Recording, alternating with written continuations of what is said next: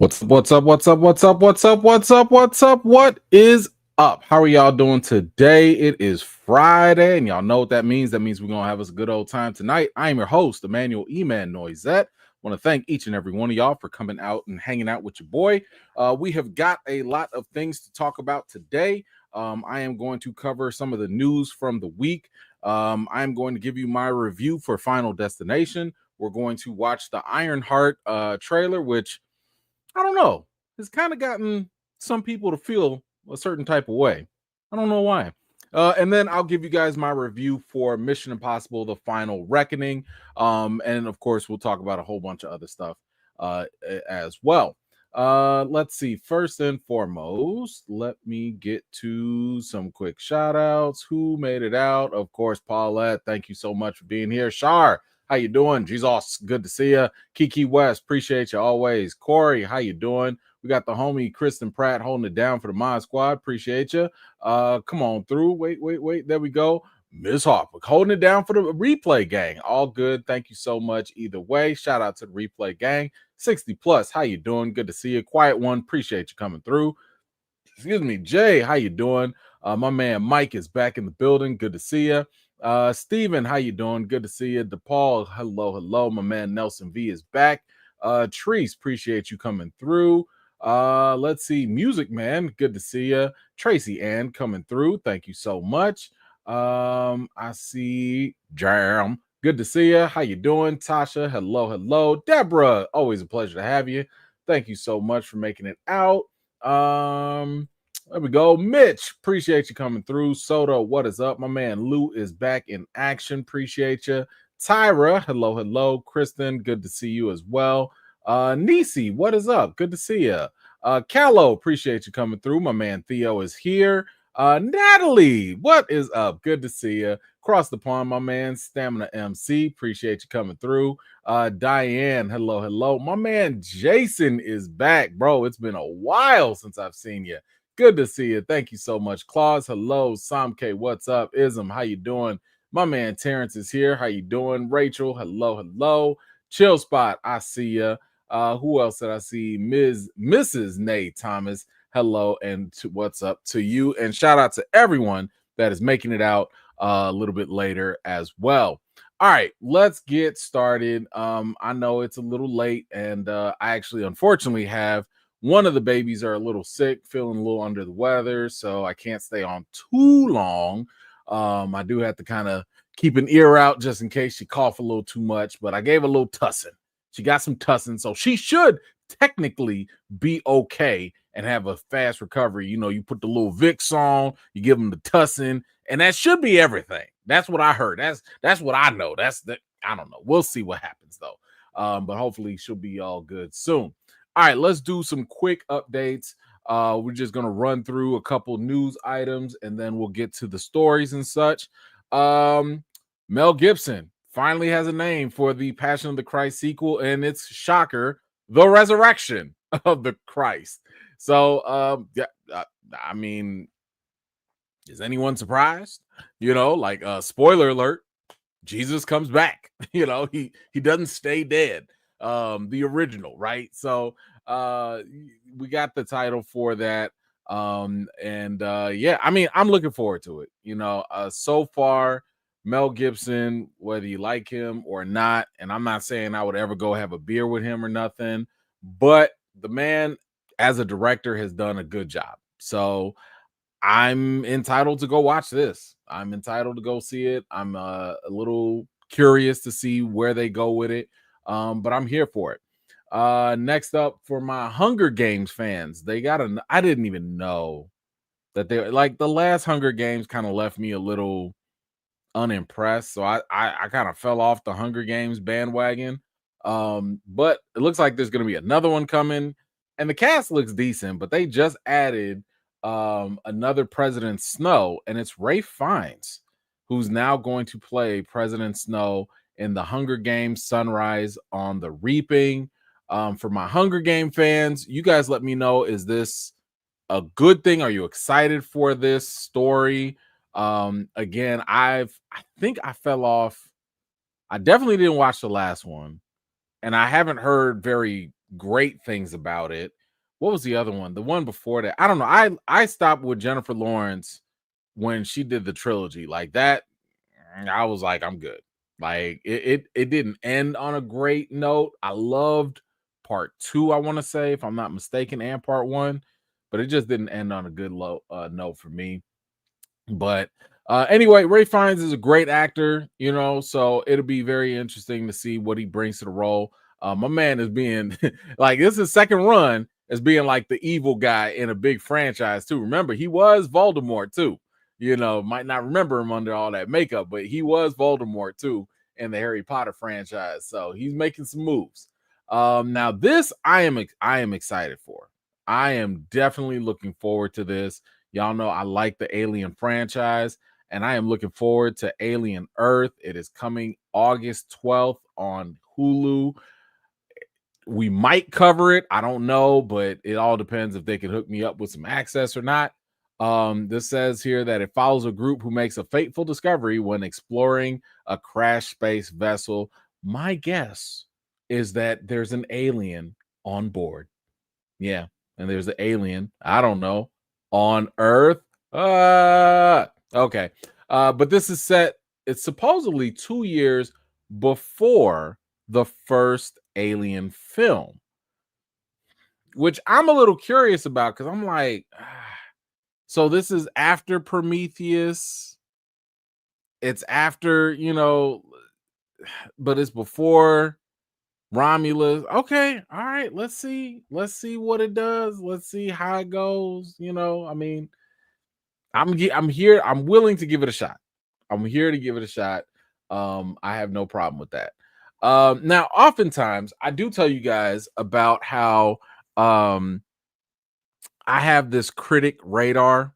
Like sometimes I'll like hear about a movie and I just be like, you know what? I don't just something don't feel right. Like it just don't, the critic senses that they don't be tingling, with something good. Like Sinners, I was like, you know what? Something, I got a feeling about that, But this time, there was this movie called Hurry Up Tomorrow, and that starred The Weeknd and Jenna Ortega.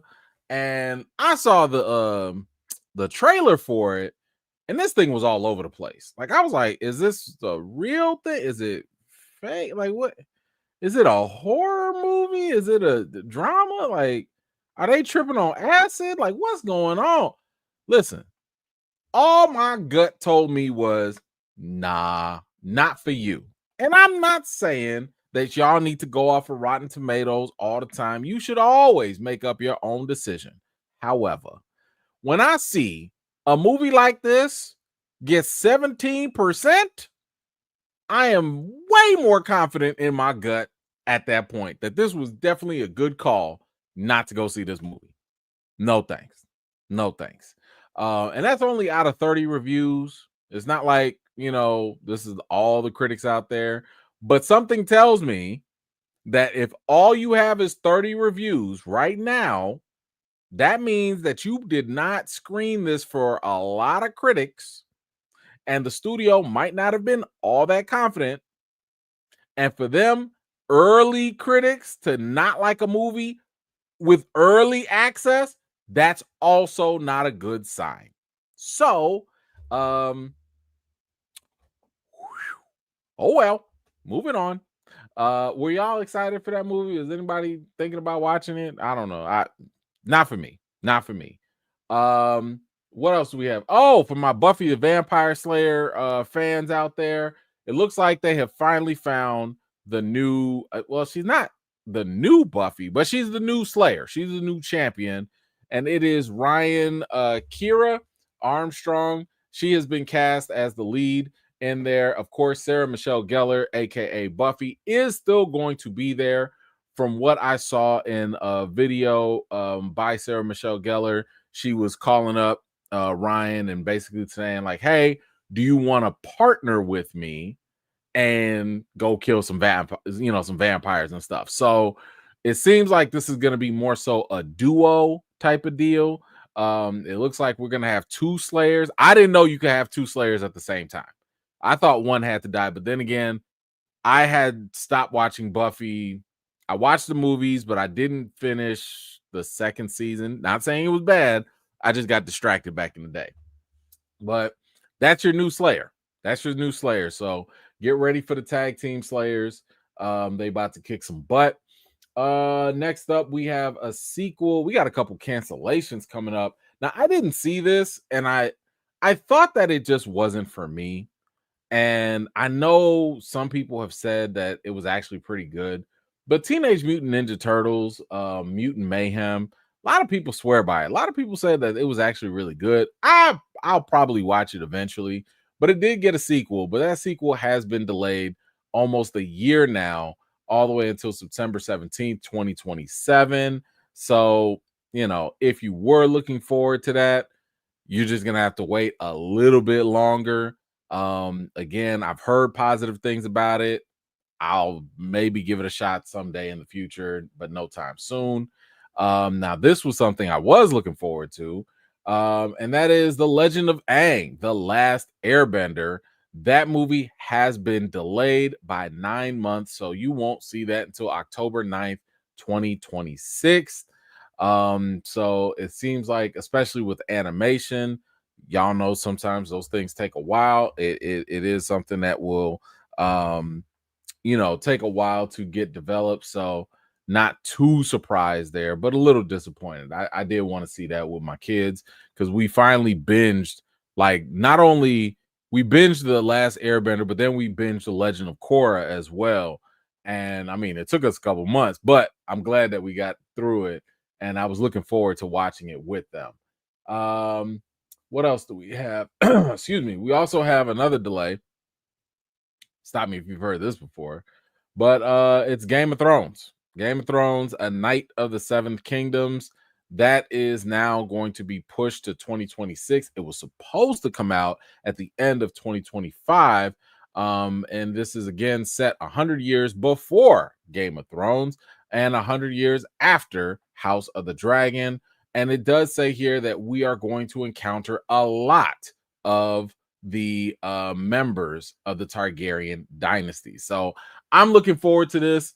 I I have done my best to ignore what the ending is for House of the Dragon. Now, I know some people said, "Oh, Joffrey spoiled it in the, Game of Thrones." I don't remember what he said, and I'm not trying to hear what he said. I'm gonna let House of the Dragon just play out the way that I hope it will, and I'm hoping that it actually plays on that history. I'm hoping that what Joffrey remembered or whatever he said, maybe that's just playing the telephone game, right? Maybe that's not what really happened. So I'm looking forward to this whenever it comes. And you know what?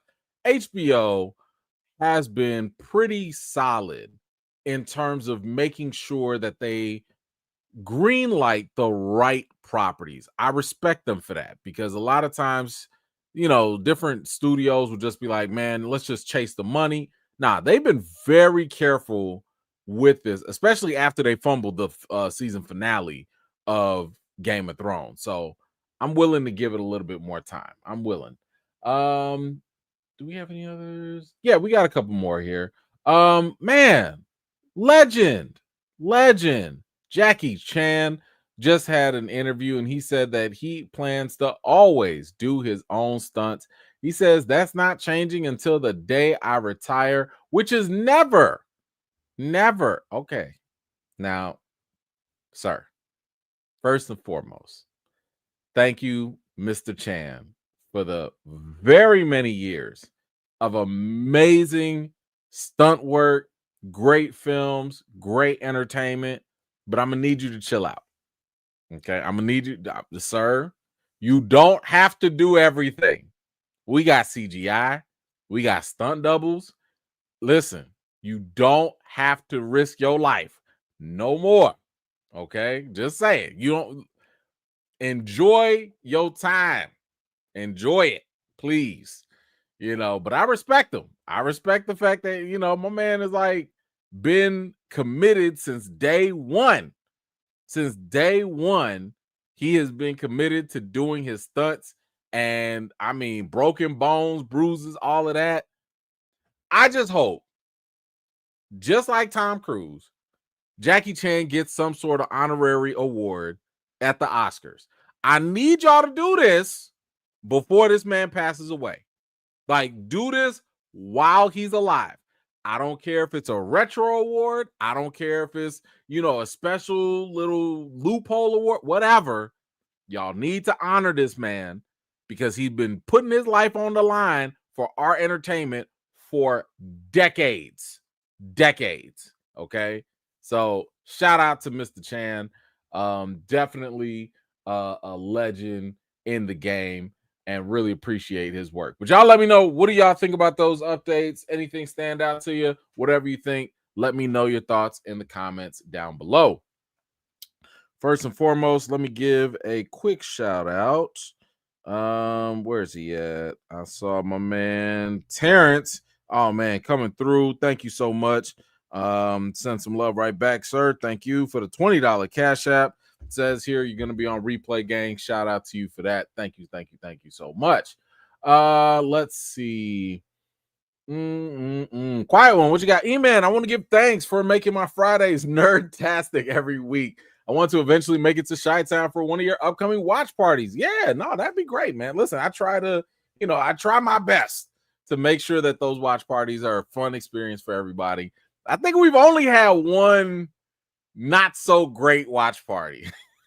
The only one I think that wasn't so great was Ant-Man and the Wasp: Quantumania. And it was after that day that I realized I'm no longer doing watch parties for mediocre movies.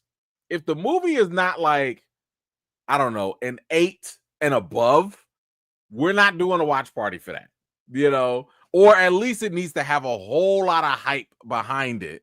But because what ends up happening is people will associate that poor experience with me as if I made the movie. No.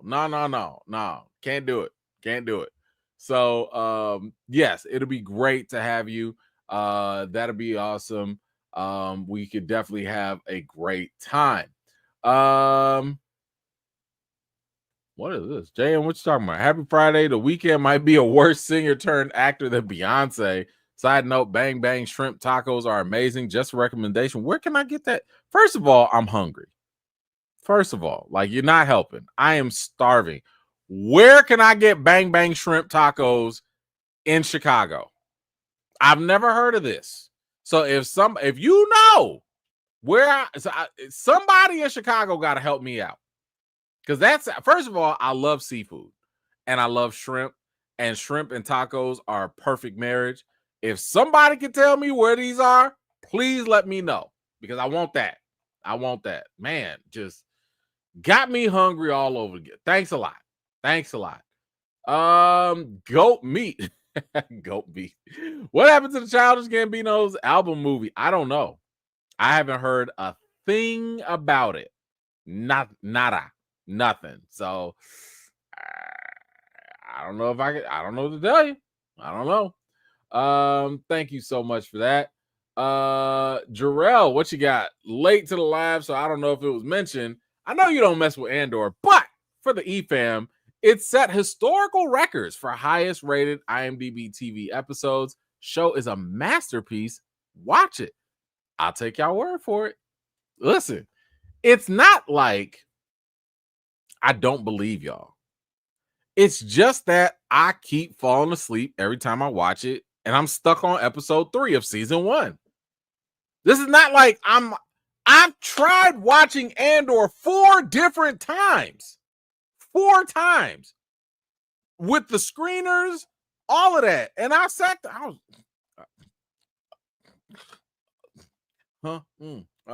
may the force be. Like, I tried.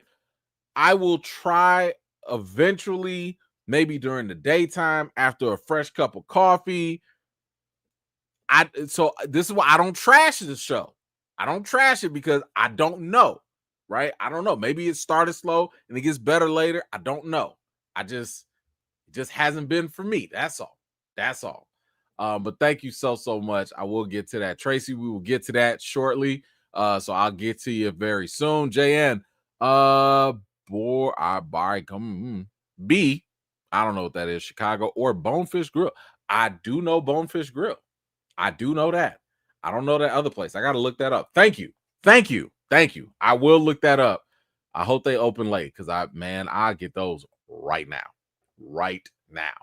All right, let's talk about some new movie stuff.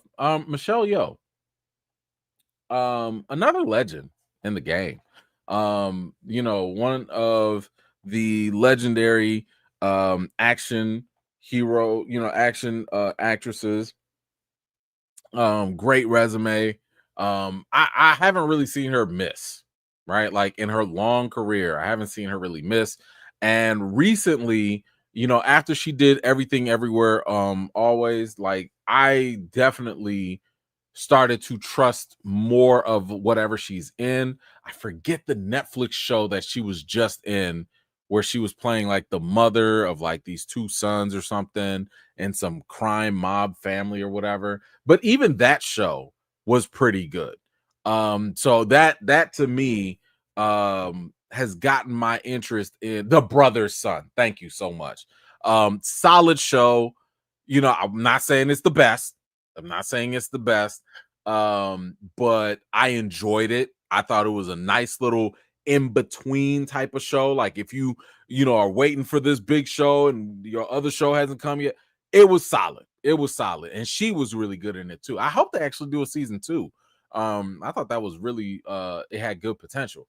Anyway, she's got a new movie coming out, and this caught my attention. And I thought we could talk about it real quick. It says here that the feature that she's going to be in is going to be called The Surgeon. It is hoped to be the first in a franchise, and it's currently being shopped out to buyers at the Cannes Film Festival, right? So The Surgeon, it comes from the writer-director Rosan Sethi, who also happens to be a physician. So you got a doctor turned director writer. Interesting already. But let's talk about what this is about. It says Yeoh will play a retired surgeon who is abducted and forced to operate on a mystery patient. Though greatly outnumbered, her captors have overlooked her greatest weapon. 35 years of surgical experience. Explosive, brutal confrontations during which she outwits and cuts down her enemies in a visual style that defies anything you've seen before. Okay. And from what I understood, she the director has also partnered with one of the producers from the John Wick franchise. So I'm interested because I don't know if this is a doctor who happens to have martial arts experience, or if this is a doctor who just so happens to kind of be extremely resourceful with their knowledge and uses that to get, like, listen, if we get like a Dr. Equalizer type of deal going on, I'm with this. So I'm here for it. I like the premise. I like the fact that they're talking about potentially making this a franchise. On top of that, you cannot miss with Michelle Yeoh in it. So I'm here for that too. Give me a trailer. I'm here. I'll watch it. I'll check it out. So I'm here for this. I like when we get new stuff like this. It does sound a little John Wickish, but it might be different because they're saying this is visually different. All I can envision right now is she about to be a problem with a scalpel. That scalpel, slice. That's all I can see right now. She about to be slicing people's vital organs and stuff, vital vein. Like she gonna get that femur bone. Like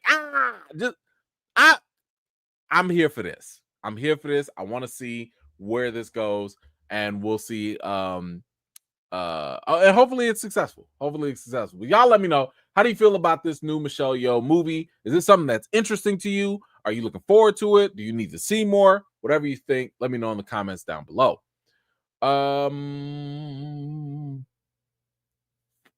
Whoa, Tracy, don't try, do. Andor season 2, some of the best TV ever. Man, don't y'all make me sit here and feel like y'all about to give me FOMO. Y'all about to give me the best. Oh, gosh. Okay, I guess. All right. I will try. I will try. No, she said do. I'll try to do. I will try to do. Okay, I will try to do. My man Jason, thank you so much, man. EA lying about critic senses. You serve single-handedly helped me avoid the following movies: Craven, Morphe, Venom 2 and 3, or Morbius, Venom 2 and 3, Black Panther, Wakanda Forever, and more, sir. You are a hero. Man, listen, let me tell you something. I'll be honest, that is one of the reasons why I got into the game. Like, it's, what year is this? Oh God, it's been over a decade. One of the reasons I got into this game is because I always wished somebody would help me out, right? I always wanted somebody to be like, hey man, this ain't it. Don't waste your time. Don't do it. Because there's nothing worse going into a movie. You done spent all this money. You done drove this far. You done paid for parking. And then you sit down with your hot date and then you're watching a medium cooked movie. Ugh. Just bad. Just bad. But anyway, thank you so much, man. I really appreciate that. Actually, speaking about movies, let's talk about some new perks. Now, we have talked about the movie industry since the pandemic, really.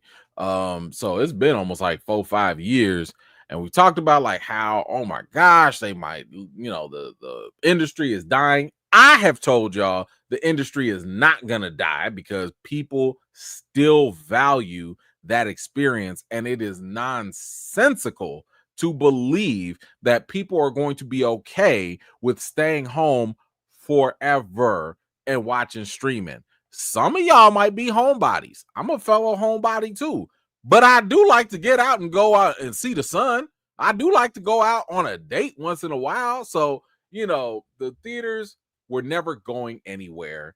And a lot of that had to do with the theaters changing up their style, right? The theaters had to do some different things to keep themselves basically in the mix. And of course, one of the biggest leaders out there is AMC. Now, they have come up with a brilliant new perk for all of y'all that are, loyalty members or whatever. And I mean, who knew this would have? This is just amazing. It says here, AMC Theaters is offering another perk for members of its loyalty group, AMC Stub. So if you're a Stub member, this is for you.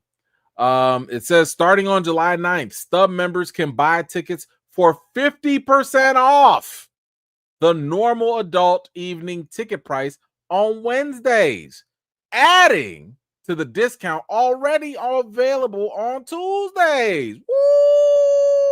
Woo! Available at all AMC locations in the US. Sorry, Stamina. They're not doing that over there in London, apparently. But y'all got to read that fine print. Online ticketing fees and extra charges for premium large formats still apply. So in other words, yeah, you might get that half off, but you still gonna pay that little extra $1 or $2 when you want to see the jumbo screen, IMAX, and stuff like that. So read the fine print.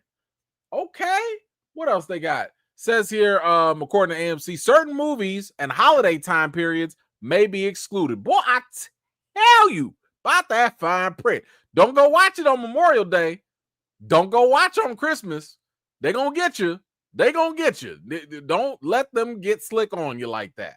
So it says here by AMC, the introduction of a discount Tuesdays has made it one of the best attended days of the week. You don't say. You don't say. Now, we have talked about this. There have literally been studies and surveys. We covered this years ago that said the number one thing that will get people back into theaters are discounts. When you lower the ticket price, people show up. I don't know why this has been such a foregone idea. I mean, listen, I've spoken to theater owners, the managers. They would talk to me. First of all, they didn't have to tell me. Just show up on a $5 Tuesday and see how busy it is in any theater. Any theater that offers $5 Tuesdays, see how crazy the lines are. Look at how hard it is to get tickets on that day. Those things be selling out. They be selling out. And not to mention, shout out to T-Mobile. If you got T-Mobile Tuesdays, they'll give you, depending on the movie, like $5 to go watch a movie as well. So that's even more incentive. And I've told y'all this before, but why don't nobody listen to me? If you lower the ticket price, people will be more willing to pay more money for all the other stuff. Don't you think? I mean, I know it doesn't make logical sense, but emotional sense it does. Oh, this ticket only cost me $5. Hey, y'all, we finna eat good, with those $40 concessions. Like, it's just like, but check this out. If you pay $40 for the tickets, you're gonna be like, hey man, let me get a large cup of water. Yeah, large cup of water, and some extra napkins. Yep, that's all I want. Yeah, I don't want nope.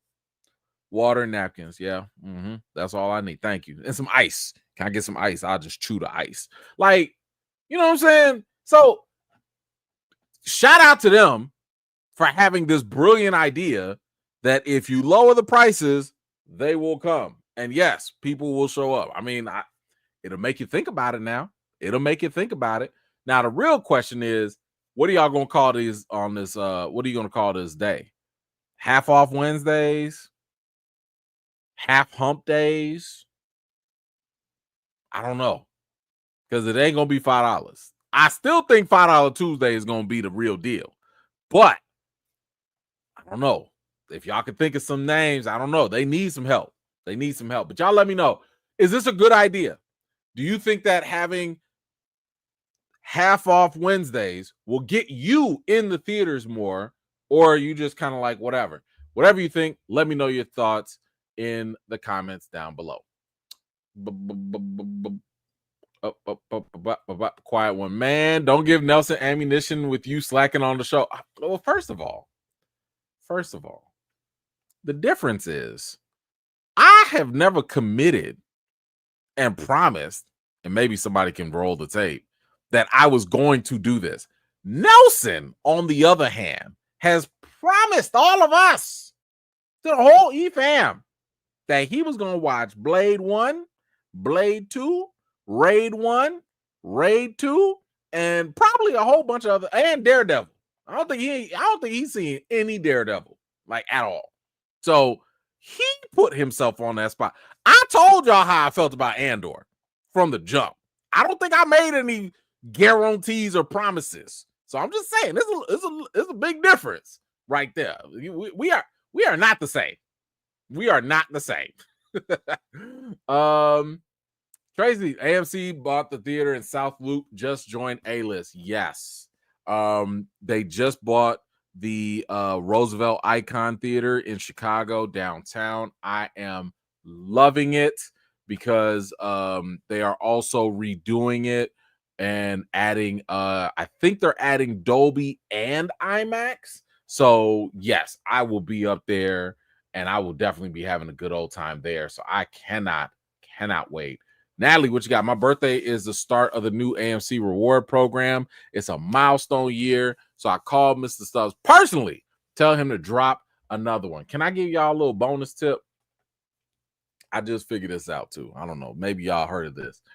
When y'all are joining, and don't tell this to everybody because then the stores and all these other places, they gonna start catching on. But E-Man told you. When you're signing up for like loyalty programs, when you're signing up for, just whatever, like, oh, I'm on this loyalty program, I'm on this loyalty, whether it's a store, whether it's a service or whatever, do yourself a favor and make your birthday. I don't care when your birthday really is. Make your birthday the day before, maybe a day or two before Black Friday. Okay?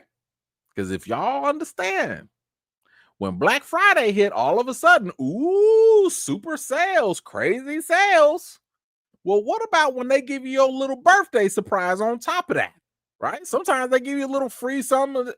Combine that sucker up, okay? Go ahead and double dip on the Black Friday sales and your new birthday rewards at the same time. Try it out.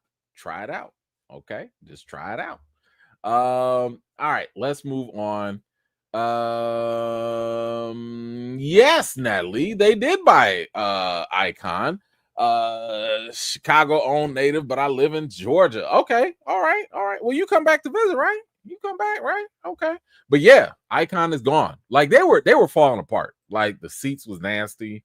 They was peeling. It was bad. It was bad. Oh, here we go. Y'all got jokes. I've been busy back in the office. Oh, Nelson, you know what? You know what? Nelson. Now you've been back in the office. You know what this smell like? You smell like Tommy. Nelson, you smell like Tommy from Martin. You ain't got no damn office. What you talking about, Nelson? Where was this office for the last 5 years? What are you talking about? What office? The office in the white building next to the black building? Is that what you're talking about? Is that what it is? Sir, please. Please spare us. Spare us. I'm messing with you. This man gonna pull out the office. Where does this office come from? Where does office come from? What are y'all selling there? What do y'all make in there? Stop it. Okay, Nelson. All right. That's my man, though. That's my man. All right, let's move on. Kristen, I have a twin sister. I always wanted my own birthday. Hey, there you go. Whatever you got to do, make it work. Thank you so much for that. All right, guys, we got a Creed update. Yes, Creed is the same Creed I'm talking about from Michael B. Jordan. Y'all remember? Fantastic franchise. I still personally have the first Creed by Ryan Coogler as being the best Creed. Like that movie, I could watch that on replay.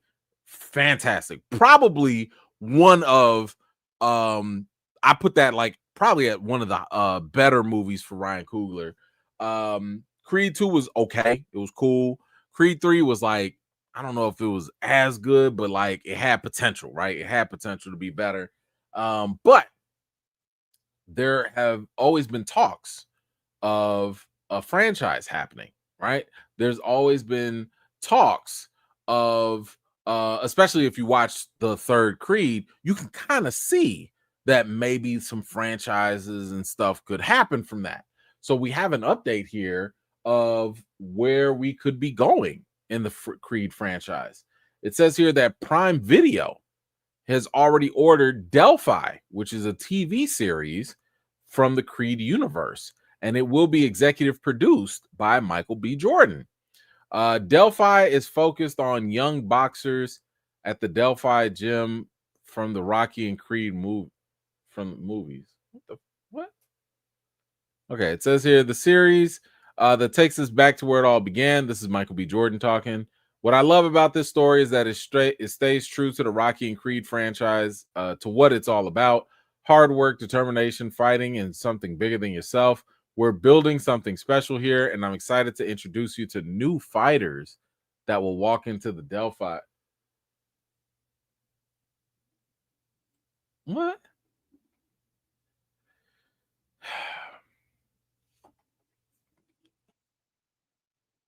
Nothing about this sounds exciting to me. And I think part of it is because this feels random. It feels kind of forced almost in a sense. The only the only spinoff I thought we were going to do was maybe a sequel was about his daughter, right? His daughter was learning to box or she was liking boxing. I thought that's where we were going to go with it because that's what the third movie kind of set up. But you about to let me get this straight. Creed is already a spinoff from the Rocky franchise. You mean to tell me we about to do a spinoff of a spinoff of some random fighters that we have no idea about? Like we barely I mean, we had that one fighter, you know, like in what was it, in Creed 2, I think. You know, like I don't know. I don't know about this. Now, you absolutely are going to need Michael B. Jordan while he is executive producing. You better step on that stage too. You better get in front of that camera a couple times just to hook people in. Cause like if you don't have Michael B in the first episode and in the season finale, I don't see. I'm just. It's hard for me to imagine going from Adonis Creed, who was already, and I'm gonna use Marvel terms here, he was already borrowing the legacy and the mantle of Rocky. Now you're going to further dilute that and further distance yourself away from the Rocky legend and all that, and talk about these others. Is Sly Stallone walking through that door? Now, if Sly is gonna be in there, okay, that's a little different. You know what I'm saying? Like if Rocky comes in and he's like mentoring some of the, now we talking. Now that's a little different. Y'all ain't say nothing about that in here. So I don't know. I am very skeptical about this. I mean, I'll wait for a trailer, but nothing about this sounds appealing to me. But that could be me. What do you guys think? Is this something that you are looking forward to? Do you think it has potential? Whatever you think, let me know in the comments down below. JN, Sweetwater Tavern and Grill for the tacos too. Okay.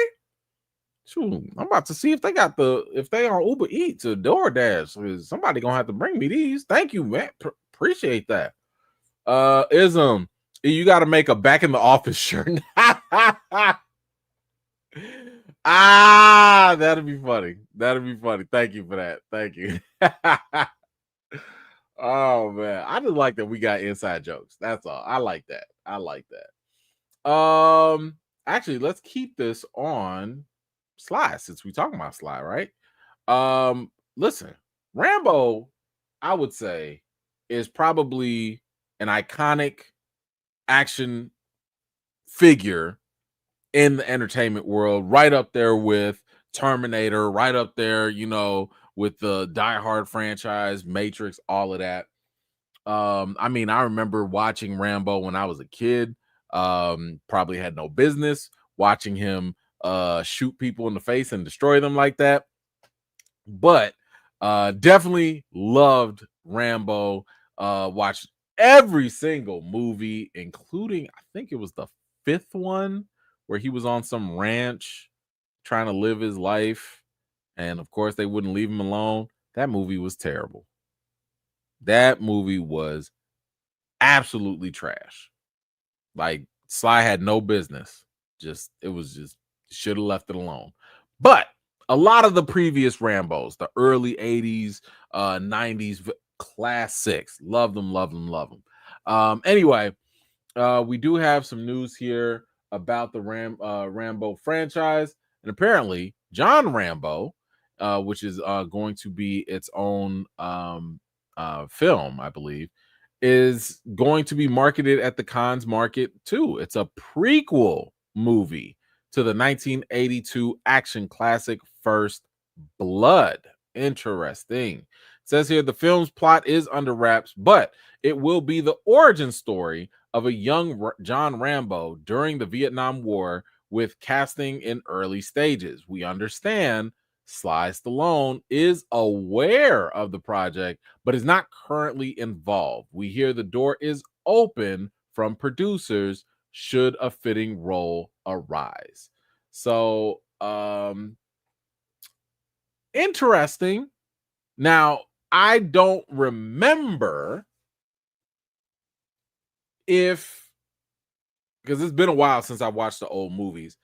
I don't know if there was enough in the first movie that had me actually curious about John Rambo's like origin.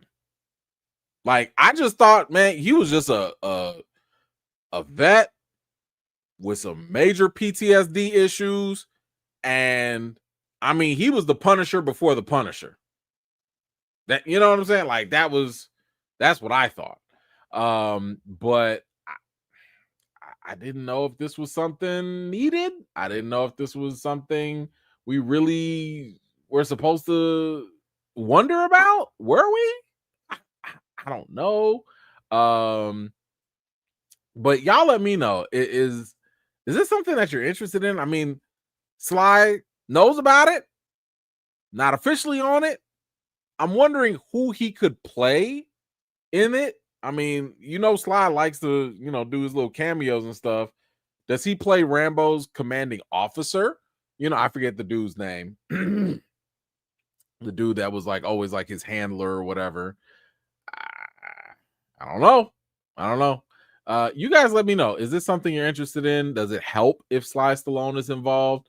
And who do you think you would cast in this role as well? Whatever you think. Let me know your thoughts in the comments down below. Okay. All right, moving on. Oh, we're gonna keep it on action. Yo, we've got a Gears of War update. Now, full disclosure, I have never played Gears of War. It was definitely not something I was interested in, but I have heard positive things. I know a lot of gamers really enjoy this game. And there have always been talks of a movie for this. And now it looks like this is actually got some legs. We got an update here. And it says that David Leitch, the director from Fall Guy, is currently in negotiations to helm Gears of War. And this is going to be a Netflix adaptation as well. It says here, the game is set on a planet on the brink of societal collapse when a monstrous threat in the form of underground creatures known as the Locusts take humanity to the verge of extinction. Delta Squad, a ragtag fire team led by the disgraced Sergeant Marcus Phoenix, is now charged with leading humanity's last stand. All right. So there's only one problem here. And this whole thing about Gears of War, I didn't see one mention about Dave Bautista. Like, Dave Bautista is probably the only person I've seen fan casting for. Like, people have fan cast him to play Marcus Felix, and I've seen him champion trying to play that. I feel like this would be a huge fumble if y'all don't put this man in this movie. Dave Bautista deserves to be in this role. He's not too old. He's perfectly fine to play this.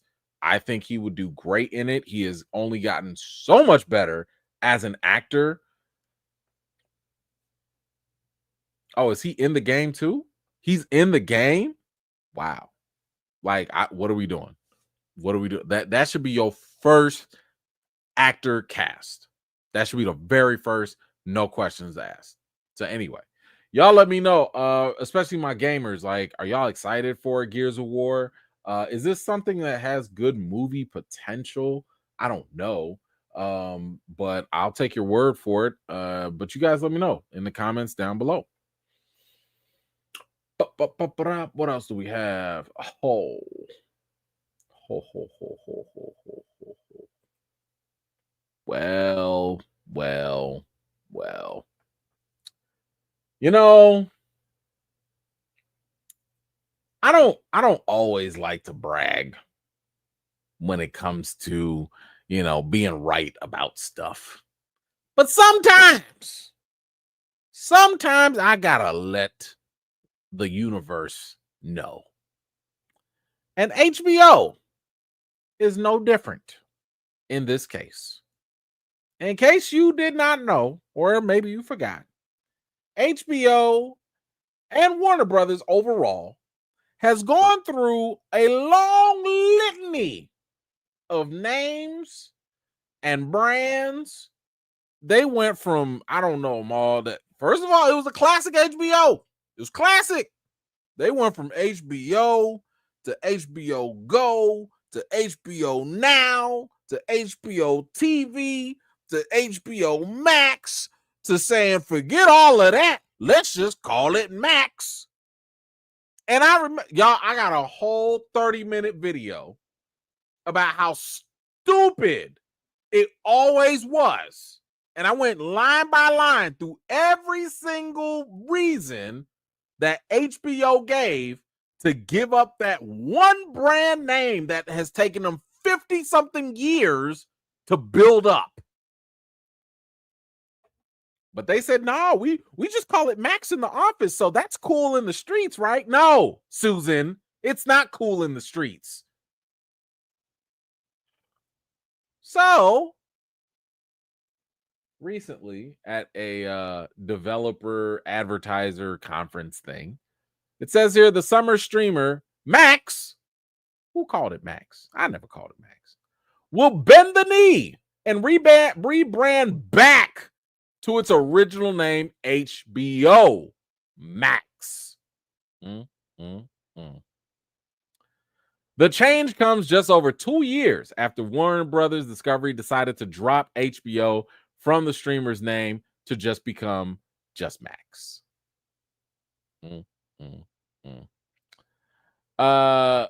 WBD said returning the HBO brand into HBO Max will further drive the service forward and amplify the uniqueness that subscribers can expect from the offering. Blah, blah, blah. Now, this is what I do like. The social media team at WBD clearly knew the assignment.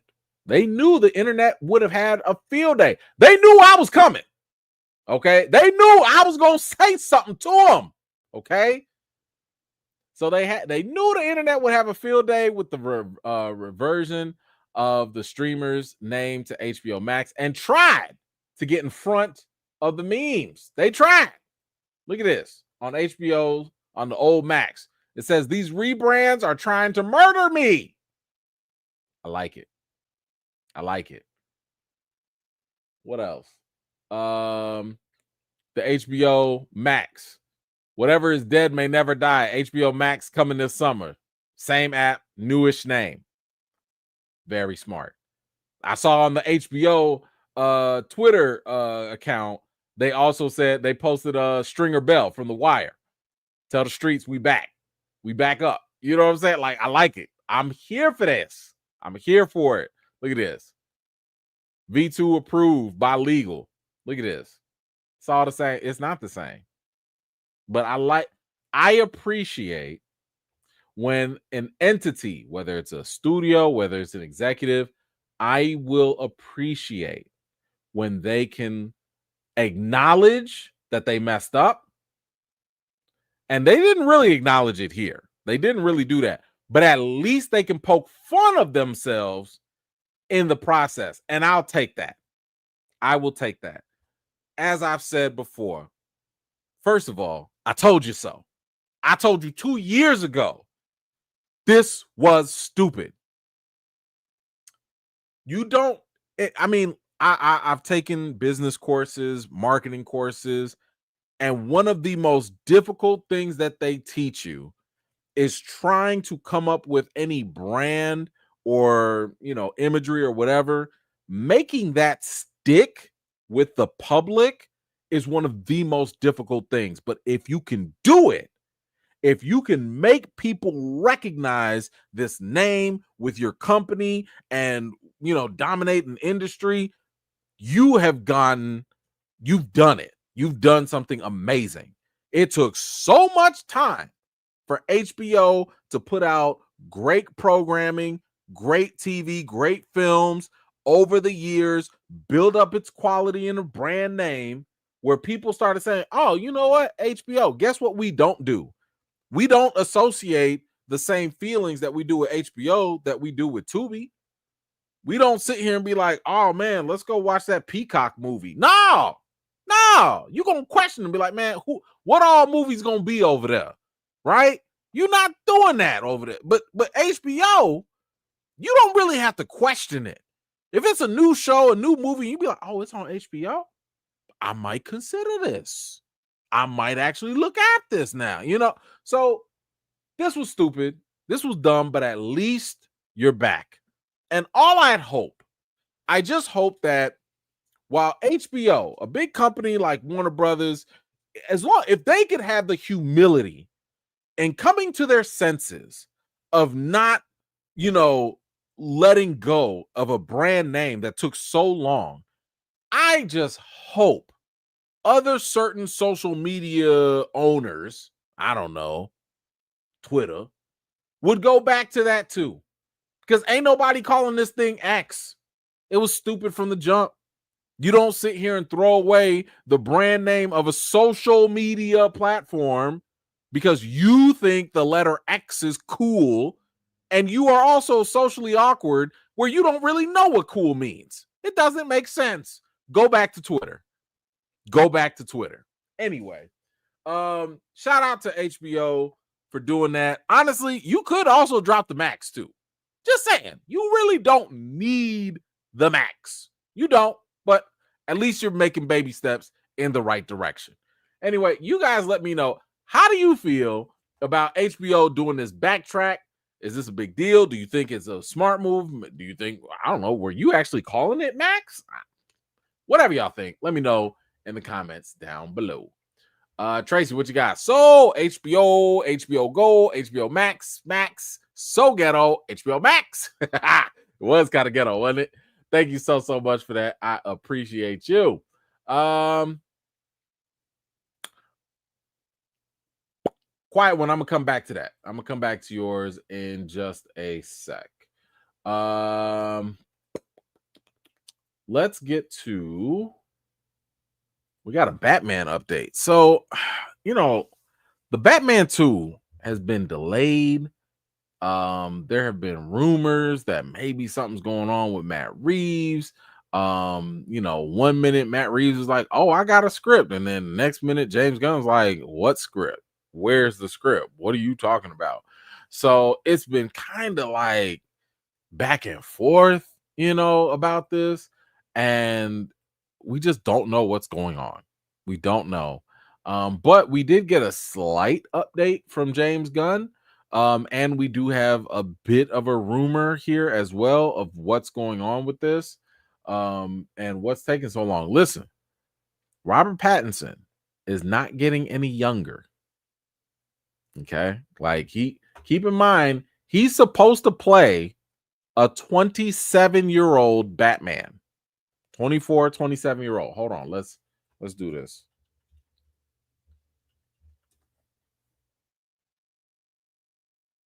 Let me see what he looked like.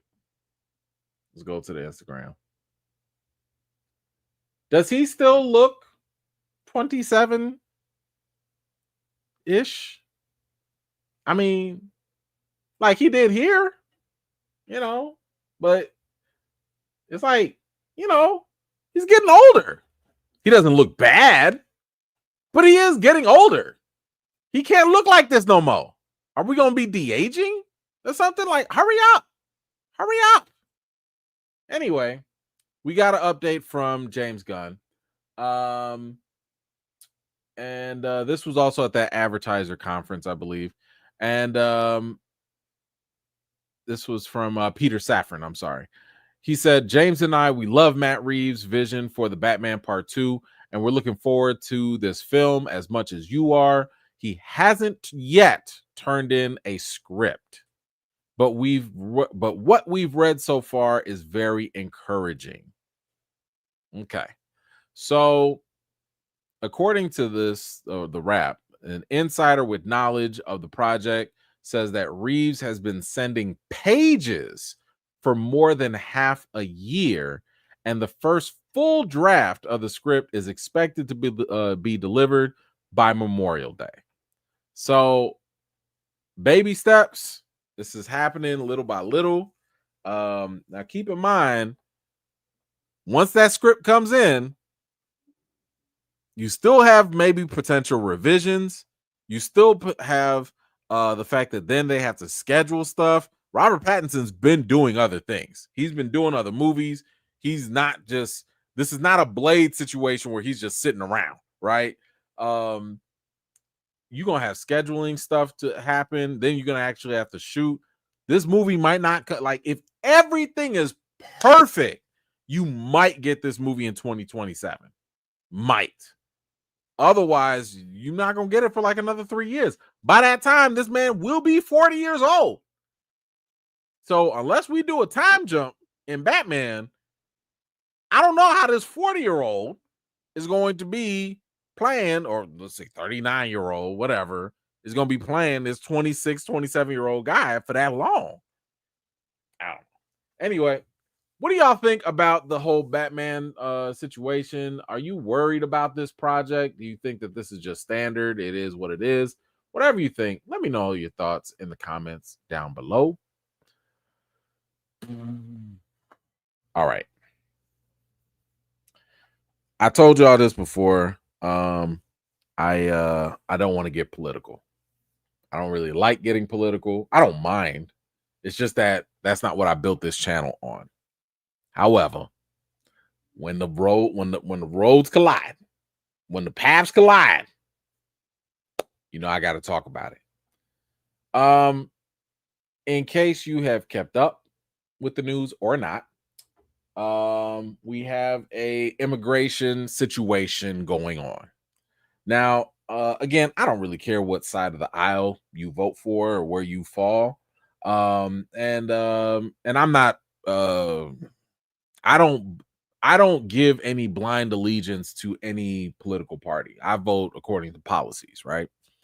But so like I'm not going to sit here and act as though immigration has not been an issue in the United States.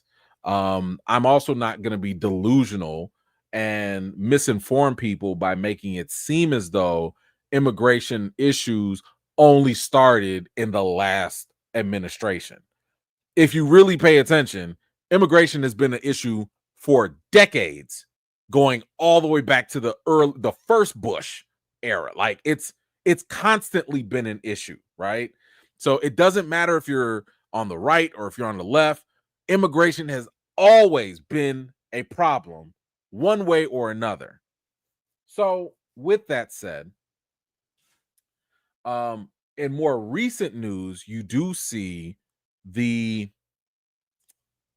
how could I put it? Maybe vilification of the other, right? You'll see certain videos now coming from the administration showing you immigrants who are being detained or who are being deported. And, at first it was being sold off to the public, and the messaging was, we're going for the bad hombres. We're only going for the criminals, right? Which no one's really going to argue with that. I don't know any administration that wouldn't go for the criminals. However, you did start to see it become more of a show. You started seeing them get their heads shaven and walking with their heads down and walking in a chain gang in chains and stuff. And it was kind of like, well, okay, like, I mean, get the bad hombres out of here. But what are we doing here, right? Like, this is becoming more of a spectacle than a policy decision. Anyway, um, now where this becomes problematic is this display is coming off for some people as entertainment, right?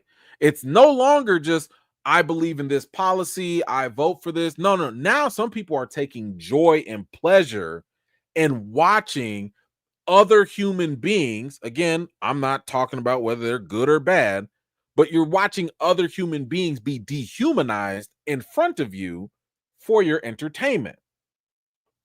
So, with that said, and I'm not going to go into all the details of like how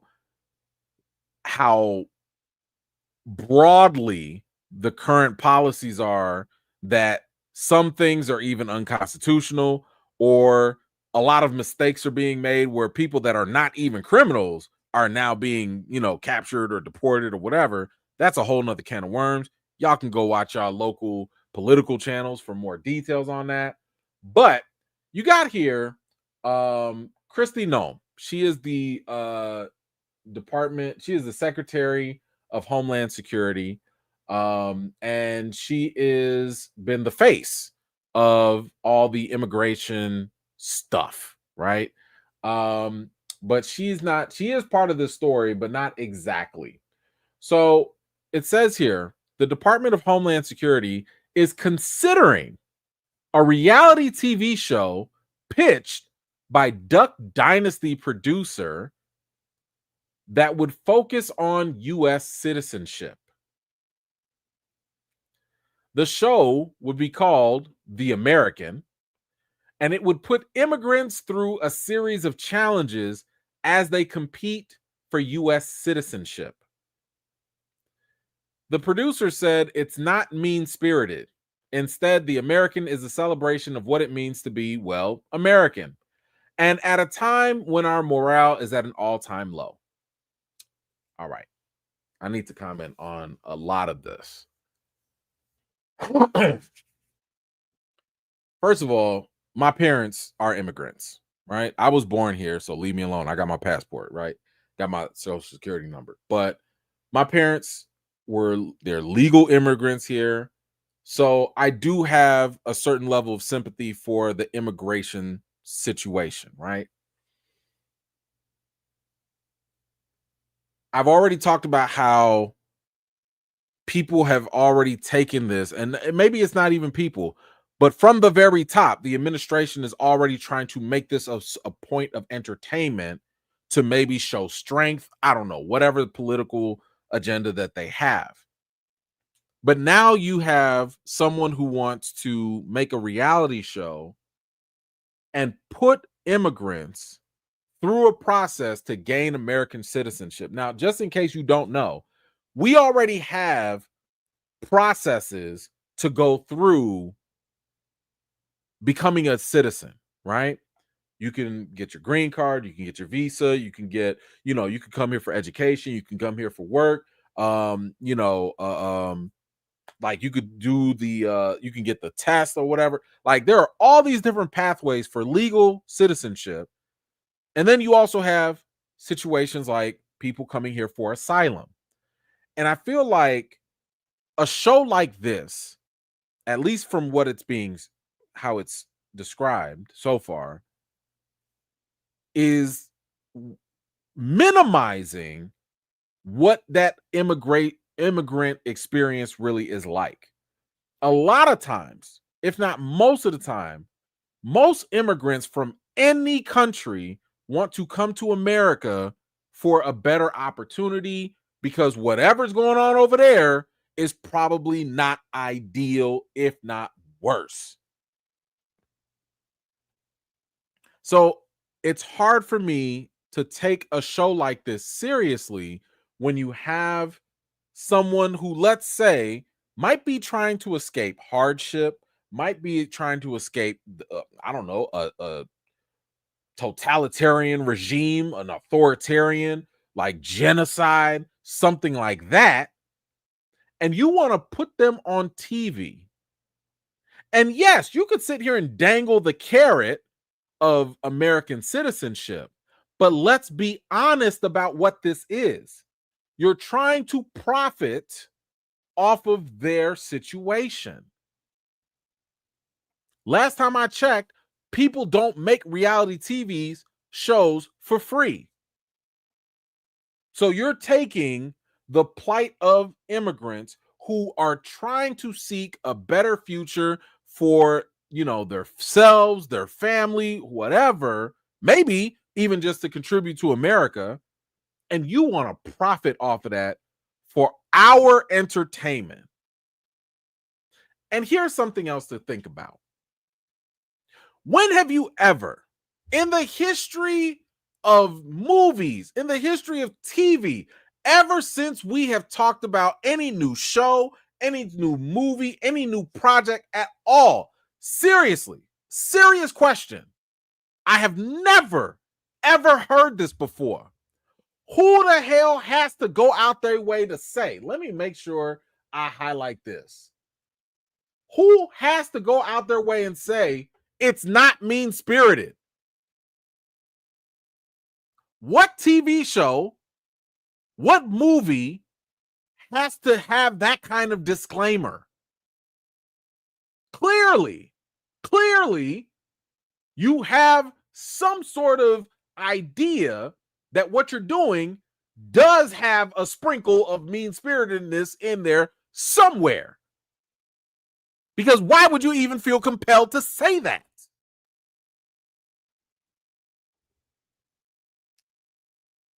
Moving on.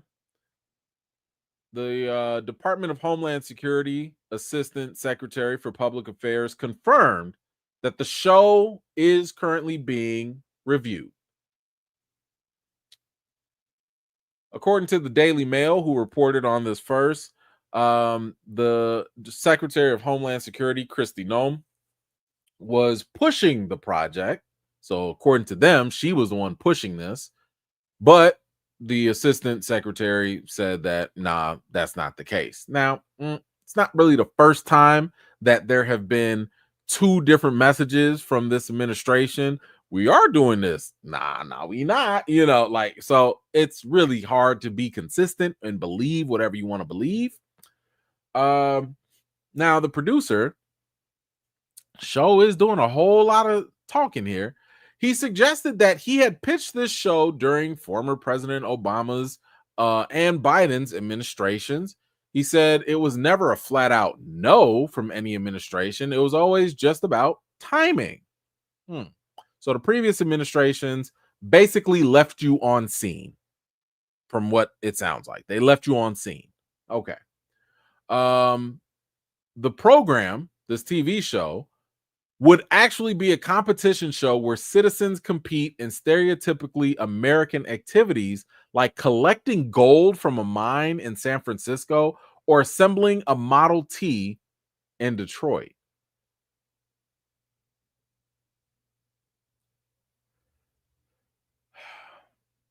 The producer goes on to say, this is a heartfelt series with tears of joy and fun, loud American challenges, be they mental or physical.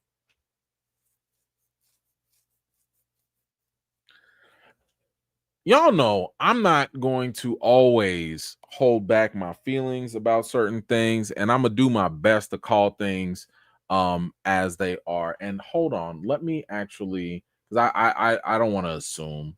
I really don't want to assume, but I'm going to assume that this producer is white. I'm going to assume that. I don't know what he looks like. His name is Rob Warsoff. Hold on. I want to actually see what he looks like and where he is. Let me see. Let me Google this. Do we have a picture of him?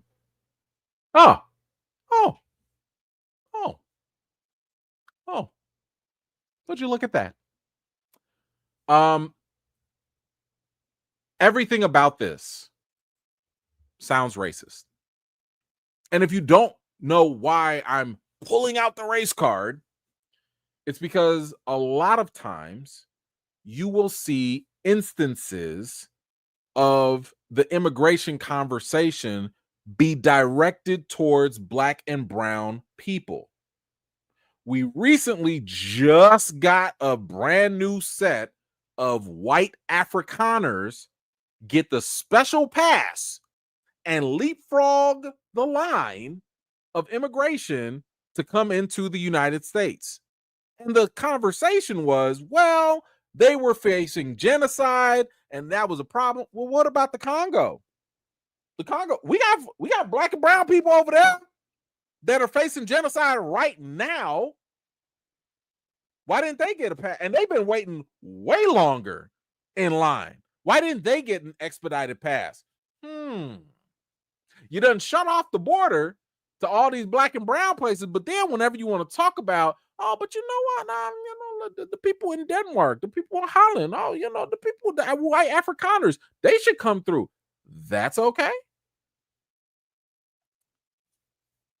It stems from a white colonizer mindset, right?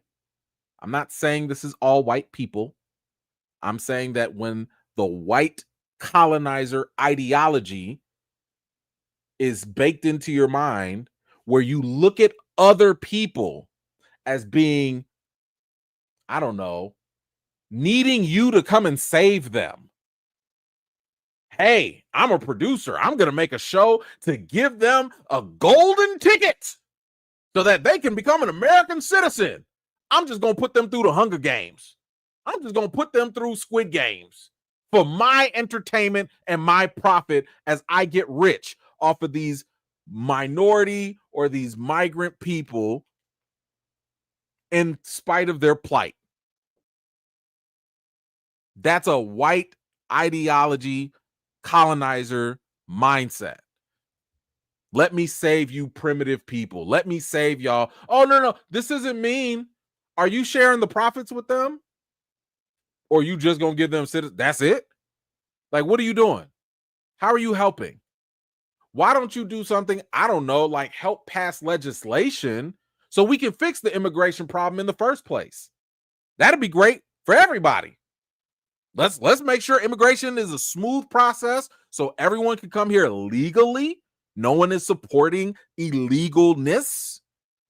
But making a reality show to profit off of this, I don't like it. Anyway, y'all let me know, what do you think about this new reality show, The American? Is this something that screams America to you? Oh, God, Lee, how did I forget this? Last I checked, wouldn't the American be like the indigenous people? Ain't nobody here not immigrants. What are you talking about? I don't like this brand new cooked up version of America where, let's just be honest, it's everybody except immigrants. We are a country of immigrants. We got a whole statue over there in New York with a big old torch welcoming in immigrants. But you want to call this show The American? What? What's American? What is it? Last time I checked, I go down the street, it's Chinese food. I see a Mediterranean barbershop. Like, I see a whole bunch of, I see a Polish, a store, a bakery down the street. Like, what are you talking? What's American? Last time I checked, America is like a salad bowl with a whole bunch of stuff all up in there.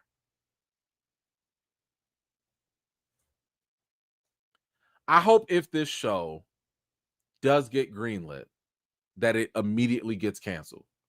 I hope that it fails. I hope that it loses the money, because this is a disgrace. It is insulting and it is outright racist, in my opinion. Y'all let me know, what do you think about this? Is this a show that you'll be interested in? Is this something that you think should be on TV? Whatever you think, feel free to let me know your thoughts in the comments down below.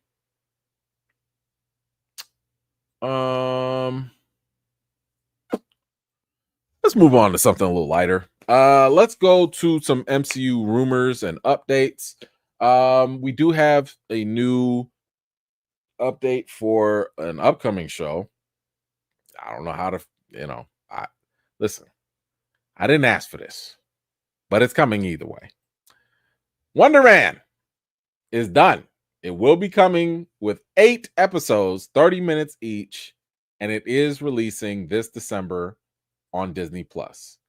I want y'all, and the reason why I brought this up, and it's going to tie into what we're going to do a little later. I want y'all to not neglect this. Now, again, I didn't ask for this. I wanted my brother here, Yahya Abdul-Mateen II. He was my number one pick to play T'Challa, right? I don't know what black person community that was out there that was like, you know what we need? We need another white character to be turned into and played by a black person. Because meanwhile, we have a whole lot of black characters that are just not being explored at all. So I just want other people to not forget, because I know that this has been a constant conversation. I'm not, opposed to it completely. I just want people to have a more open and broad conversation when we're talking about Marvel and how they deal with black characters. I don't think Marvel is perfect when it comes to their black characters at all. They deserve plenty of criticism. Y'all sat here and canceled a whole bunch of characters. Armor Wars, the Okoye series, the Midnight Angels, Blade. Like, y'all canceled a whole bunch of stuff. And it does stand out. It absolutely does stand out. Y'all let T'Challa die 3 times. Like, it's a problem, right? But at the same time, and I hope people don't leave this out the conversation. I'm not saying don't criticize Marvel. Go ahead and criticize them. I'm saying don't leave it out the conversation. Marvel's also, sadly, the leader right now in this genre of giving black actors and characters space. Secret Invasion, Black Panther, Ironheart, now Wonder Man. That's at least 4. And I don't know, maybe I'm missing one. That's at least 4 right off bat. How many does Sony have? They got 1 animated character with Miles Morales. That's it. How many does the current and past DCU and DCEU? How many solo black movies or TV shows did y'all get from them? Where the Snyderites? Where the Snyderites at? How many black characters actually had a leading role in a TV show or anything? 0. So, again, Marvel is not perfect. Marvel has dropped the ball many times. But at the same time, they've also given you way more than any other studio so far.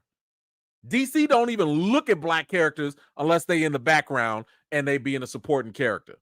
Now, shout out to them. No, I take that back. They do have Amanda Waller with the TV show. Shout out to them. So that's 1. Hey, that's 1. All right. Maybe Mr. Terrific, but that ain't even confirmed yet. Maybe.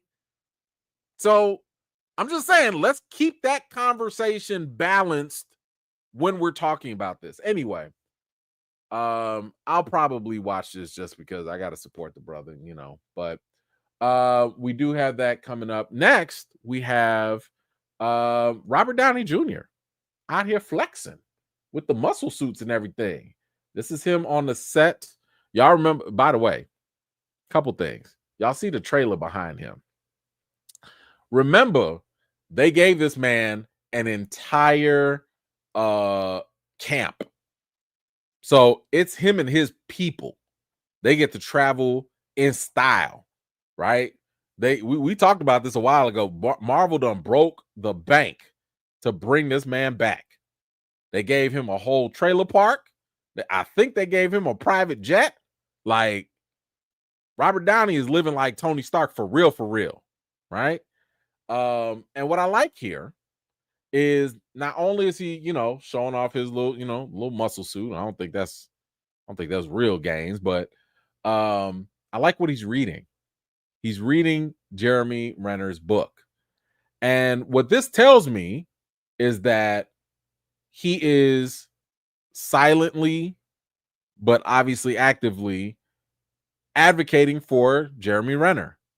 Let's not forget, we talked about this a couple weeks ago where Jeremy Renner was lowballed and offered only half the salary, according to him, for the same work to do season 2 of Hawkeye.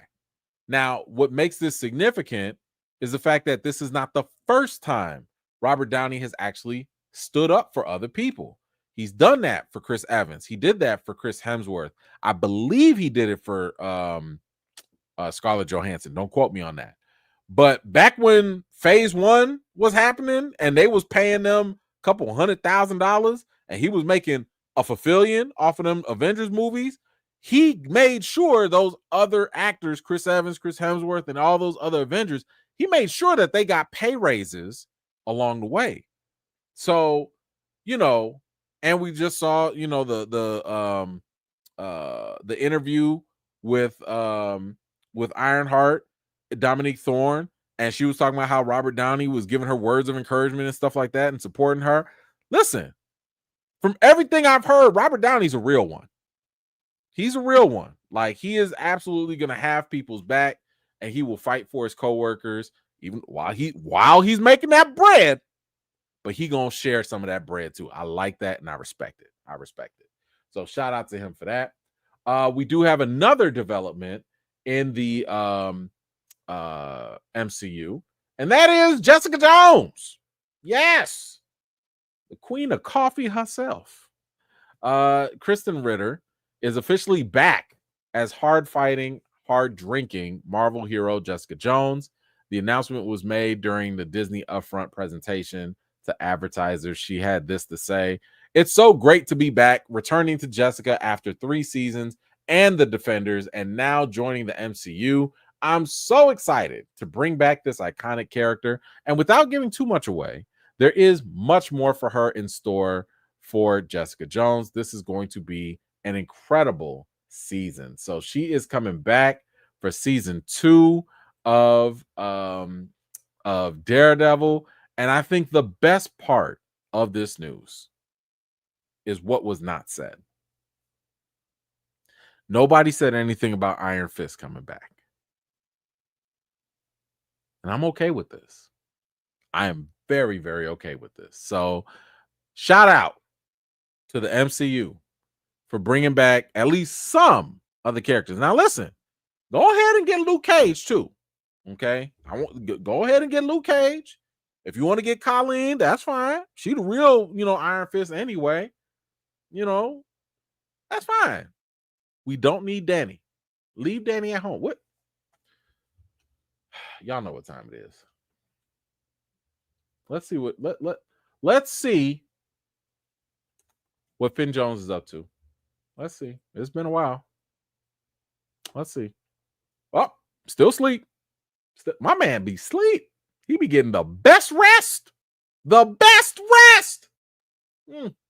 Let's see. What else? Oh, look at that. Little gun show. Little gun show for y'all. Okay. Got the look at you. Got the throwback Thursday pictures with Colleen. What you taking pictures with Colleen? Reunion for what? You went to go see her training? What's it? Reunion for what? Hold on. Let me see if there's any. Nope. Just scared. Okay. She listen. She practicing her moves. This what he doing. Okay.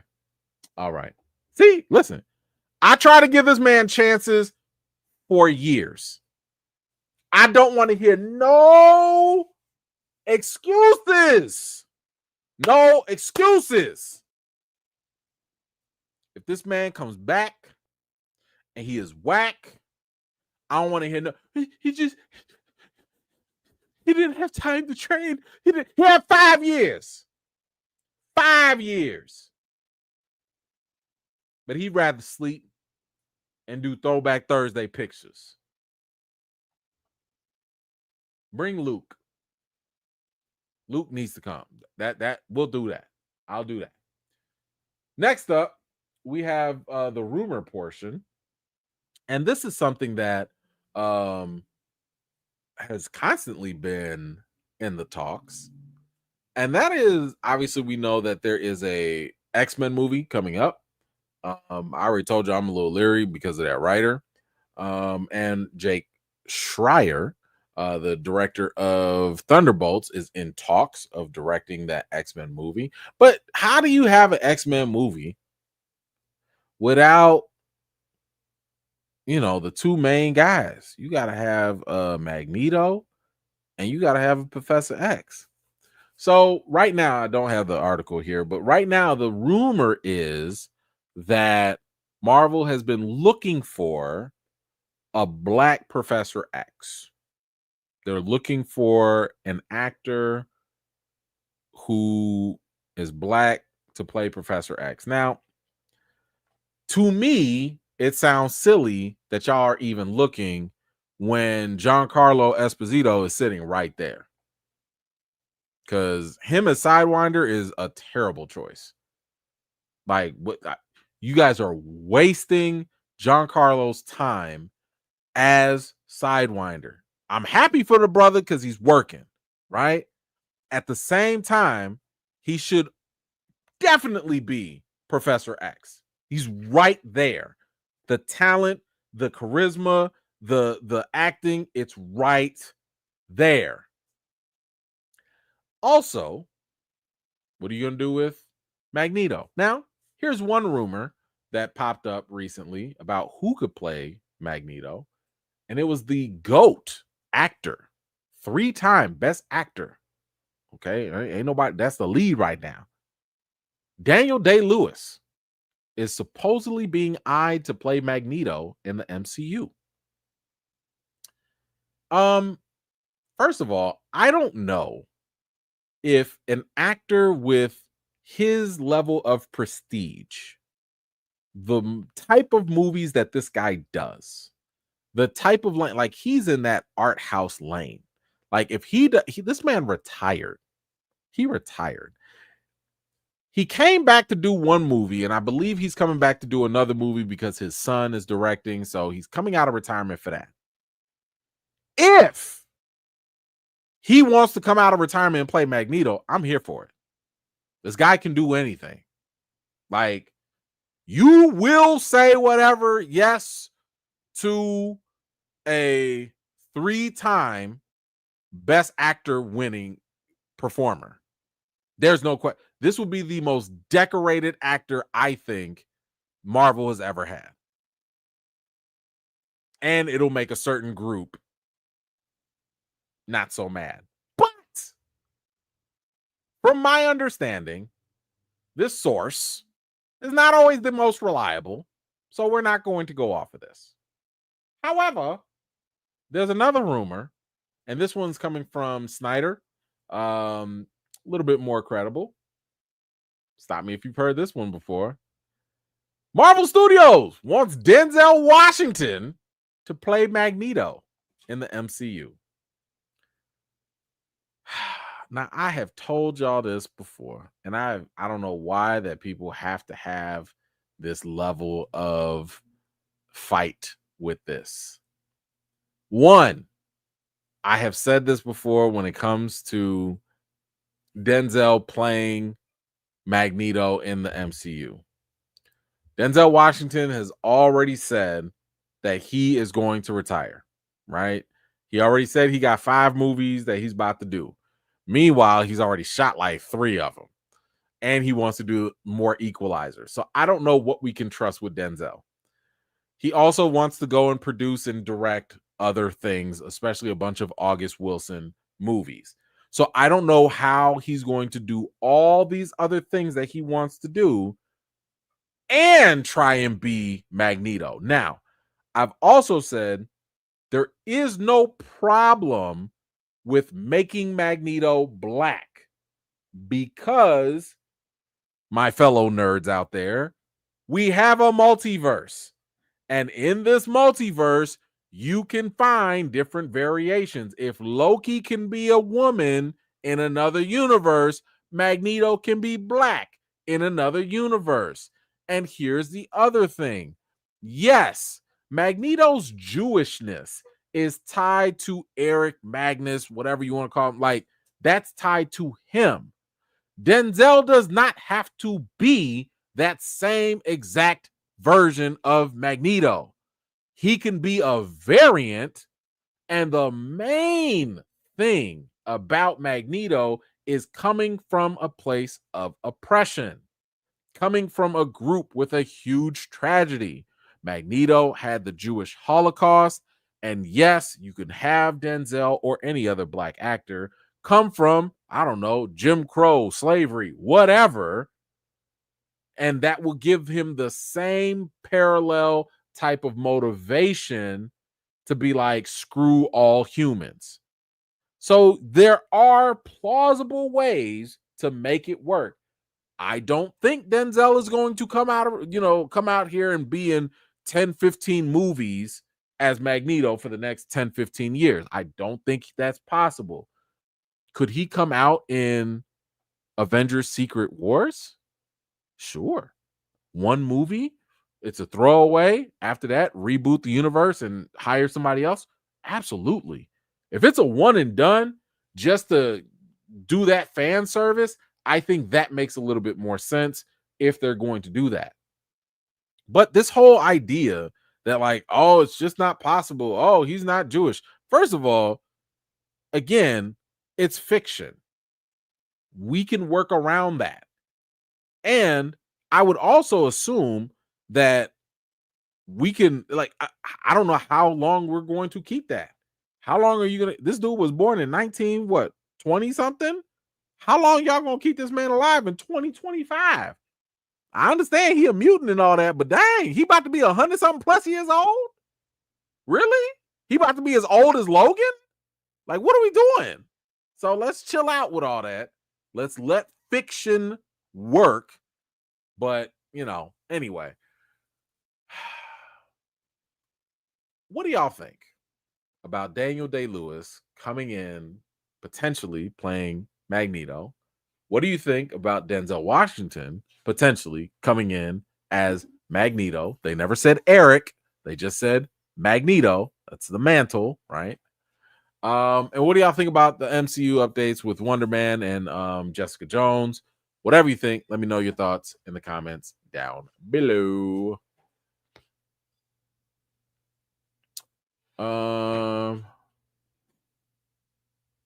Mike, what you got? Looks like Together Strong. If I ain't never seen it, Jeremy reported to work yesterday. Awesome. Thank you so much for that. Yeah, hey, that's great. That's great. If Renner can go back, and if they, as long as they paying them, great.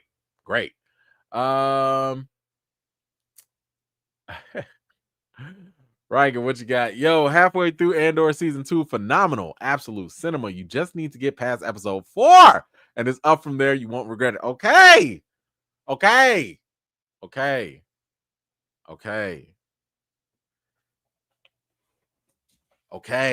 I hear you guys. I hear you. You know I'm stuck on episode 3. So okay, if you're telling me it's brighter on the other side, I'm going to find a way to push through. I told you I'm gonna get some caffeine. I'm gonna get some 5-hour energy. I'm gonna figure it out. I'll figure it out. Ill, what you got? If Daniel doesn't get the role, I'm curious to see Lawrence Fishburne as Magneto. Imagine Morpheus and Furious Styles formed into one character. Wow, that would be interesting. And I do like Lawrence Fishburne.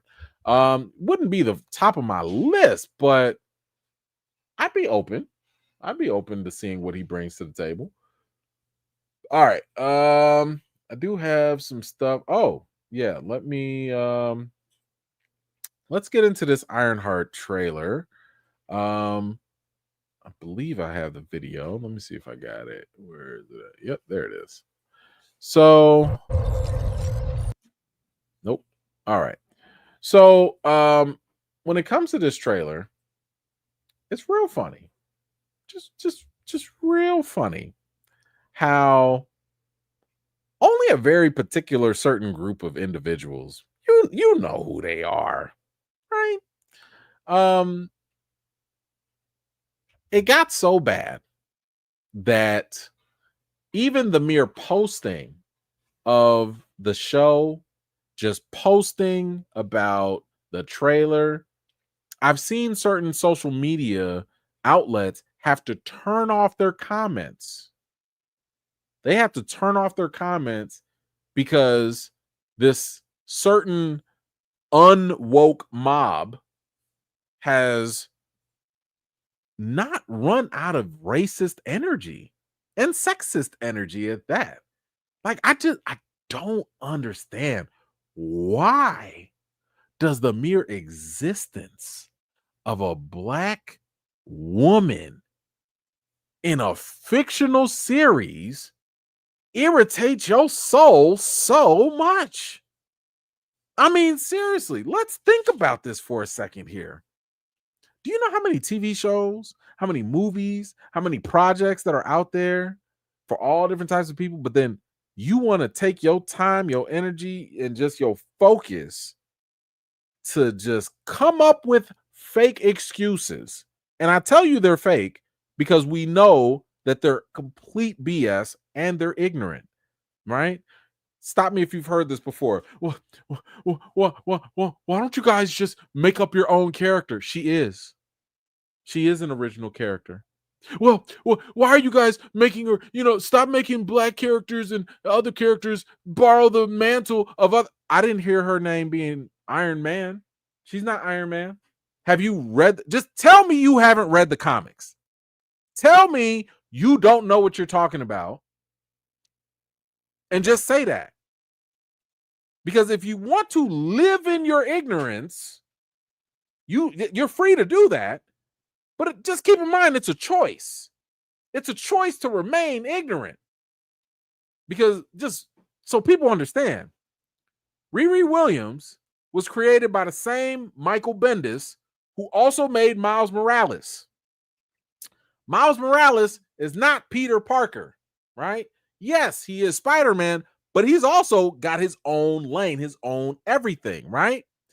Ironheart was created separately as an individual character. And yes, in the beginning of the comic, she looked up to Tony Stark. They were friends, right? They were associates. And then she started to drift away and do her own thing. She didn't sit here and put on Iron Man's armor and go into Stark Tower and start using the name Iron Man. That's not what happened.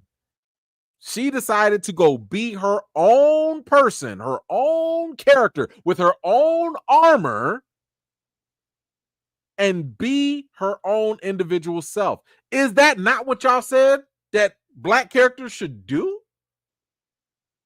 So if we're doing all the things that you claim black characters should be doing, creating their own stories, having their own lane, having their own identity, but yet you still have a problem with it, how are you not racist and sexist? Because you're leaving us with no other options as to why you're still mad. It's not making sense. I don't get it. Anyway, we have the trailer here, and I do want to play it. I haven't seen it yet, so I wanted to see. I just want to see, like, what is getting y'all so mad? Dude, like, what are they doing here that just got y'all this pissed off? So anyway, let's go ahead and check this out and see what's up with this Ironheart trailer.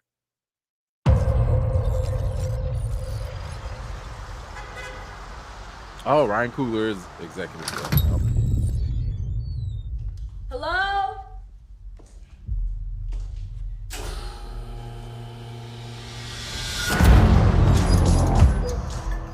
For real? I'm sorry. I failed, y'all. I got too caught up in the stuff. My bad. Let's do this right. Sorry.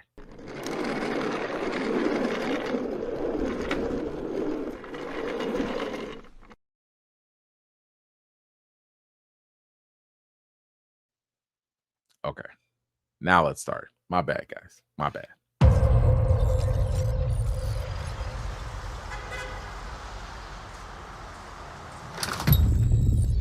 The Racist got my mind just going off. I was off my game. I'm sorry.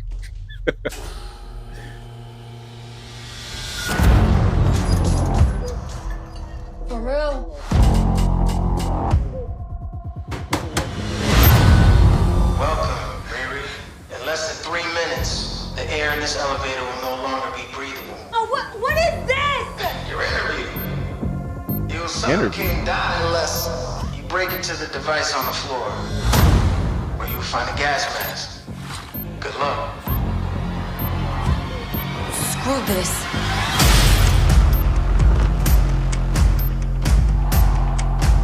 Okay, get a little MacGyver on.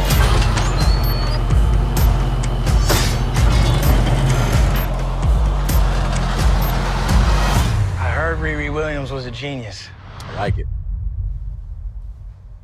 So you in or out?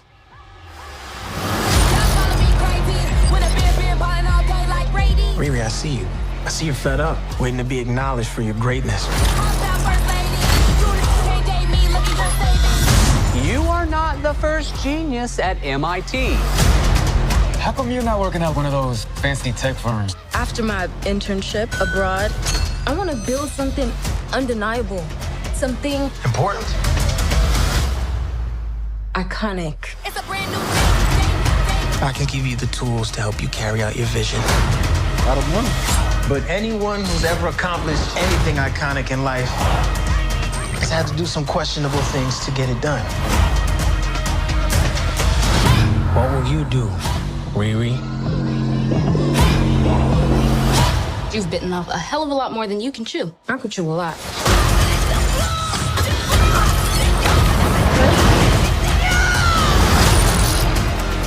You know nothing about this man. You're gonna end up dead or in jail. This is so much bigger than that.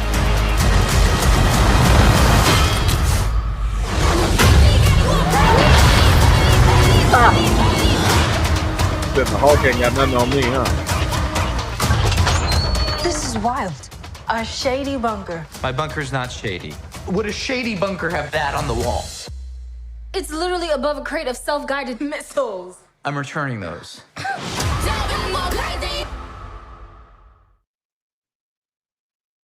Okay. That you know what? I'll be honest with y'all. I was thinking that this was going to have echo levels of energy. But this looks decent to me. I don't think this is going to be iconic, but this does look decent so far. I'm willing to give this a shot. Now, what did I miss something? Like, what was up with dude's back?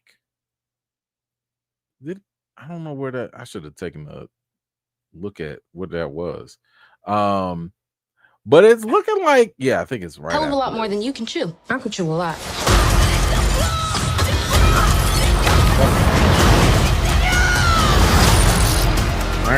You know nothing about this man.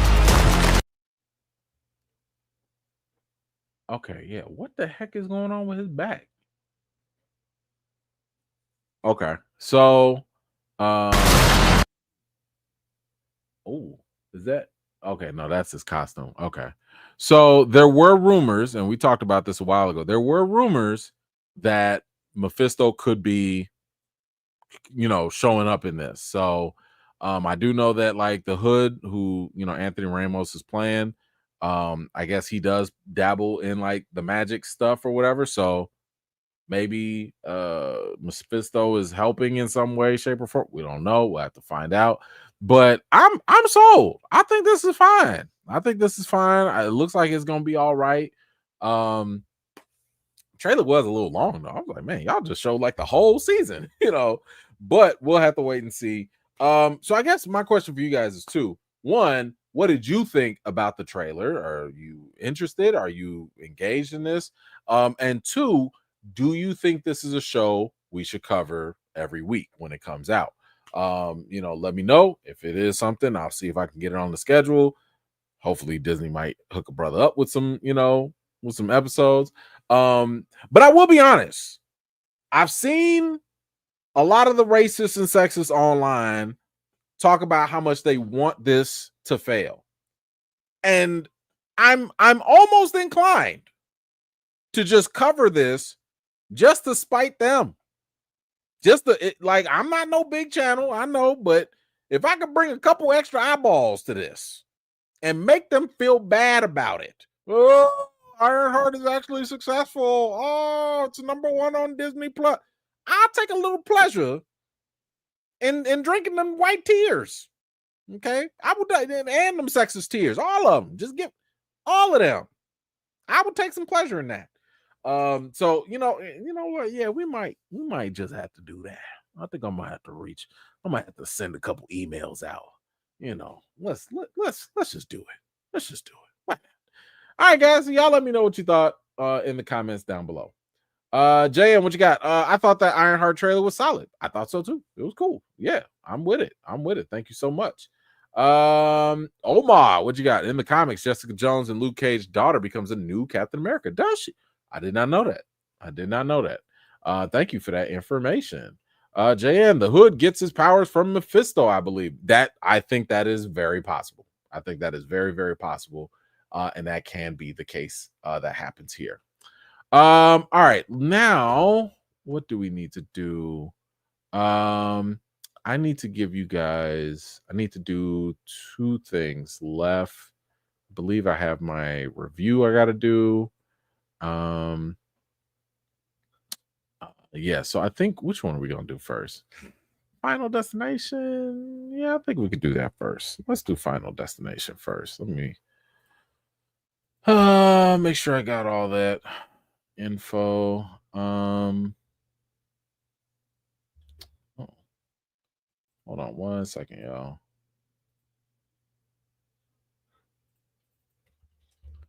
All right. I think I'll do Final Destination first, because that one is actually out. All right. So let's do a spoiler-free review for Final Destination. If you are any stranger to this franchise, consider yourself lucky, because this franchise has a long legacy of damaged, PTSD-filled individuals. Many of us are still scarred with driving behind vehicles with loads on them. I don't know about you guys, but I have had issues with trusting other things in nature, like, I don't know, water puddles. Definitely don't mess with electricity and fire, right? Just any natural event. If the wind starts chiming a little too much and them wind chimes start moving, I'm like, no. Let me go home. Let me just go home. I say a little quick prayer and I go home. So anyway, we have a brand new installment to the franchise here. And in this installment, it does change and take things up a level, right? So let me start off with a quick intro. Final Destination Bloodlines. In this movie, they are plagued by a recurring violent nightmare. Plagued by a recurring violent nightmare. A college student returns home to find the one person who can break the cycle and save her family from the horrific fate that inevitably awaits them. All right. So first and foremost, you guys are coming. We know why we're here, right? Let's not pretend. Let's not act like this is something new. We are here for the deaths, right? That's why we are here. That's the only reason we are here for the most part. The death scenes of this movie are definitely the star of the show, right? And they do not disappoint. They were bloody, they were brutal, and they were straight up just grotesque. Shout out to the makeup departments and the props and stuff, because a lot of times they seem very believable, and they were also very hard to watch, right? And some of the kills, some of the deaths, I think were so over the top creatively that you'll kind of catch yourself maybe laughing at times, just because you're like, yo, this is too wild. It's too wild. It's too much going on. But what I liked about this was how it elevated the writing, right? So one of the positive things here is the writing was very self-aware.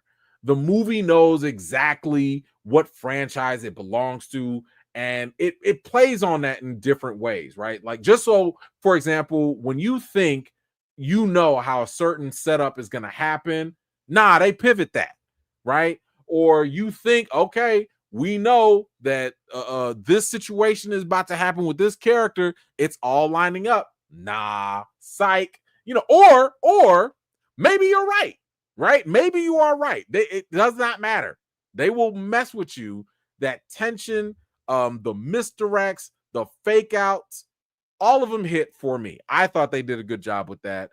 And what I really liked is how they did the callbacks to the previous films. They really made a good job of putting those things, in a good ordered fashion, I guess, to kind of help you remember, like, oh yeah, remember that person? Oh, remember that time that person did this and that. So you get some good callbacks that I think that if you're a fan of the franchise, you'll kind of be like, okay, I remember that. Oh, that Easter egg. Oh, I remember that too. So those moments I thought were done very well in the film. And what I also liked was how they expand the mythology, right? Because that was something I was really concerned about. I was like, okay, what are y'all gonna do? Just make another movie where people just died? No, they actually found an interesting way to expand the story and make it grounded at the same time, but still feel new. They introduced the whole idea of family lineage and how families, figure into the equation for the whole thing with death. And they actually, I would say this, they made death a much better villain in this movie than Freddy or Jason ever could be. Death is a menace. Death is petty. Death don't care about you or your life at all. And it is just interesting how they keep death constantly moving throughout this film. And they raise the stakes, they expand the lore, and I love how they do that. I also like how they included the different themes of mental health. Really just trying to maybe help you second guess whether or not the people that we normally would think are crazy or paranoid, like maybe they right, maybe they on to something, right? And there was one other thing that really kind of this got to me. Let me see. Do I have? Oh, I don't think I have a picture of him, but it was bittersweet to see Tony Todd. For those of you that don't remember, Tony Todd was the Sugar Man, right? We're not gonna say his name. We're not gonna say his name, but he was the Sugar Man in the classic horror movie. Yes, you guys know who I'm talking about. You know what I'm talking about. This was his final performance. And I will say that, like, what they did in this movie, obviously, I don't think they knew he was going to pass away, but his final words, his final performance, it felt incredibly bittersweet. Obviously, you're dealing with a movie that deals with death, and his character, I like what they did with it. I like how they kind of tied up his story into all of this. And I thought they did a good job. And it was just kind of bittersweet to know that this was his final performance. Anyway, so that was everything I thought that was good in the movie. Love the deaths, love the themes, love the story, how they kind of expanded it. Shout out to Tony Todd, rest in peace. I thought they did a very good job with that. Now I will go into what I thought was bad in the film. So, one of the things that, is kind of problematic, I think, is that even though a lot of the deaths and the carnage is entertaining, you still had a couple death scenes that got a little cartoony. They got a little whack. They started to go, it was kind of like, all right, now, like, whatever y'all talking about with this situation, it's getting a little too absurd, and it undercuts the tension that you're building up. You're trying to make us scared because death is coming and all this, but then you do this wild and crazy death that it's kind of like, yeah, all I can do is laugh at this. I can't even take this death seriously as I probably should, right? And I think the only other criticism I would get is that sometimes this movie does fall into familiar franchise beats, right? Making some parts of the story feel a little predictable at times. There are moments where I thought they actually were playing it a little too safe sometimes. And yes, I get it. This franchise was built on a formula. So don't get me wrong, even though I see them doing the same things over and over again, I also understand, and I'll give them credit, if it ain't broke, don't fix it, right? You still got me in there. You still got me watching. But I do think it was a missed opportunity to at least try to present another wrinkle into how you go about this franchise. So that was my other critique. Anyway, so let's kind of go into the reason. So, Final Destination Bloodlines, it's a morbidly fun time. The fans of the franchise, I think, are going to enjoy this deathly ride, so to speak. It delivers exactly what it promises with those creative kills. It builds up the tension, it builds up the suspense, and it does enough with the mythos, and the mythology to really just keep you hooked for the whole time. I think that if you are a longtime fan, this will feel like a twisted hug, like a weird hug from an abusive relationship, of some sort. But listen, when it comes to what you want from this movie, it will deliver that.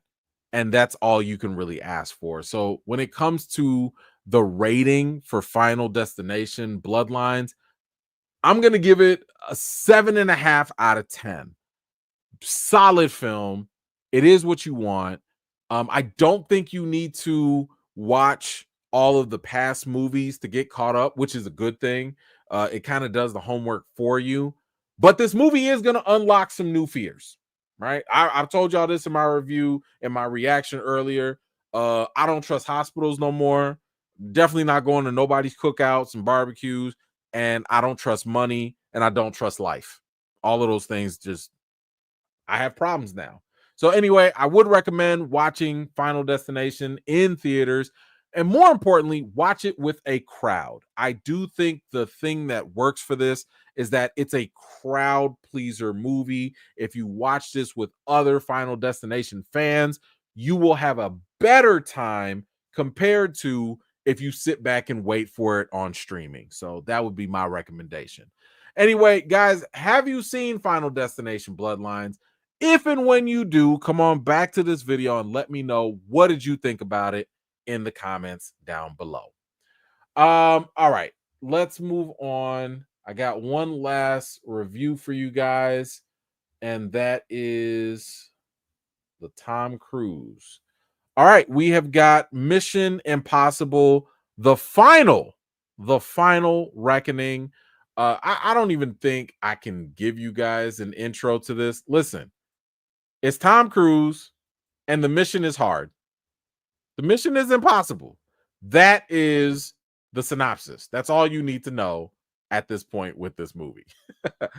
So let me start off with talking about the good in this movie. You already know at this point in the game, the best thing is going to be the stunts. They are next level. every single stunt feels more intense than the next one, right? Or than the last one. Knowing that Tom Cruise is actually doing a lot of these stunts, that in itself, I think, adds a nice touch of realism, and it makes the suspense and the tension that much more palpable in this. One of the better stunts you'll see is probably the underwater scene. This is crazy. Like I don't understand what this man has going through his mind, but the underwater scenes were so immersive. I mean, I kind of caught myself holding my breath. There were times I was like, no, I couldn't do it. I know he got a suit on, but I'm just, you too deep.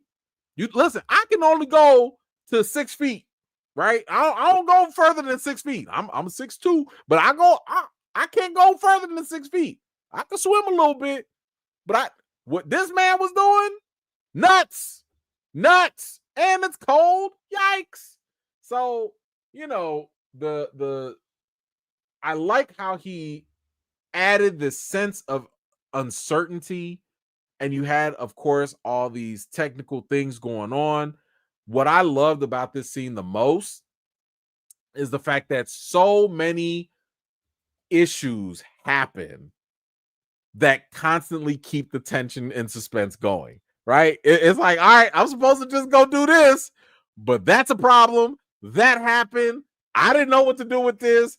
This thing just, it's a lot going on. It's crazy.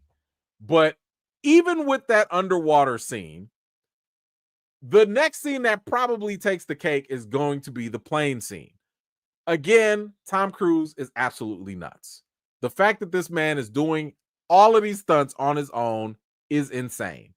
But the plane scene is probably some of the best stuff that he's done so far. Now, he's had other air scenes, before in the previous movies, but the fact that he just keeps doing this and he finds a way to make these more dramatic as they go, I absolutely love it. I just had a great time with that. So the stunts are a huge thing here and they work. Next, I would say the fight choreography and the cinematography during the fight scenes and the editing, well done, extremely well done. There's one moment in the film where you see two fights going on at the same time. And what makes it so dope to me is that they were able to not only give you these really cool, unique camera angles, but you also got to see the editing where like the music is pumping, the music is going, and you see in this fight, but then they jump to this fight, then they jump back to the other fight and they jump, and it keeps you engaged the whole time because it's constantly something going on. It's constantly happening, right? So the fight scenes, the choreography were absolutely on point. Definitely enjoyed that. I also will say I enjoyed the cast overall. I liked the different actors that they get. There are a lot of actors that are in this movie. You got Angela Bassett showing up.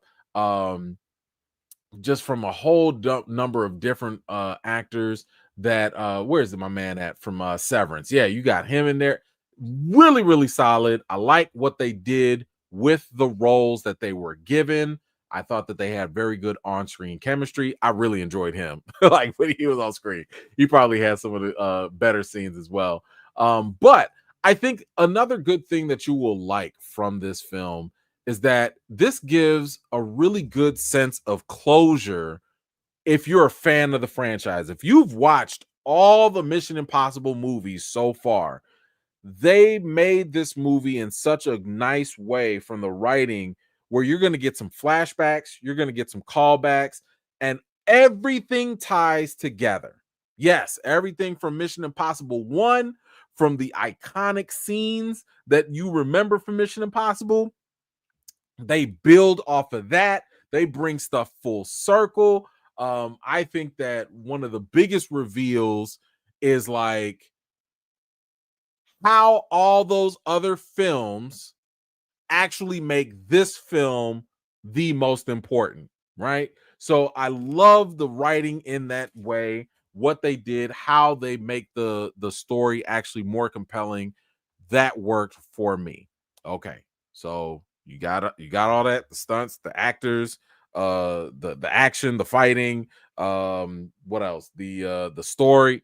Those are all the things that I thought were very good in this film. And shout out to Tom Cruise. Tom Cruise, good actor. You know he gonna deliver. He did his thing. Now we got to talk about the bad. We got to talk about the bad.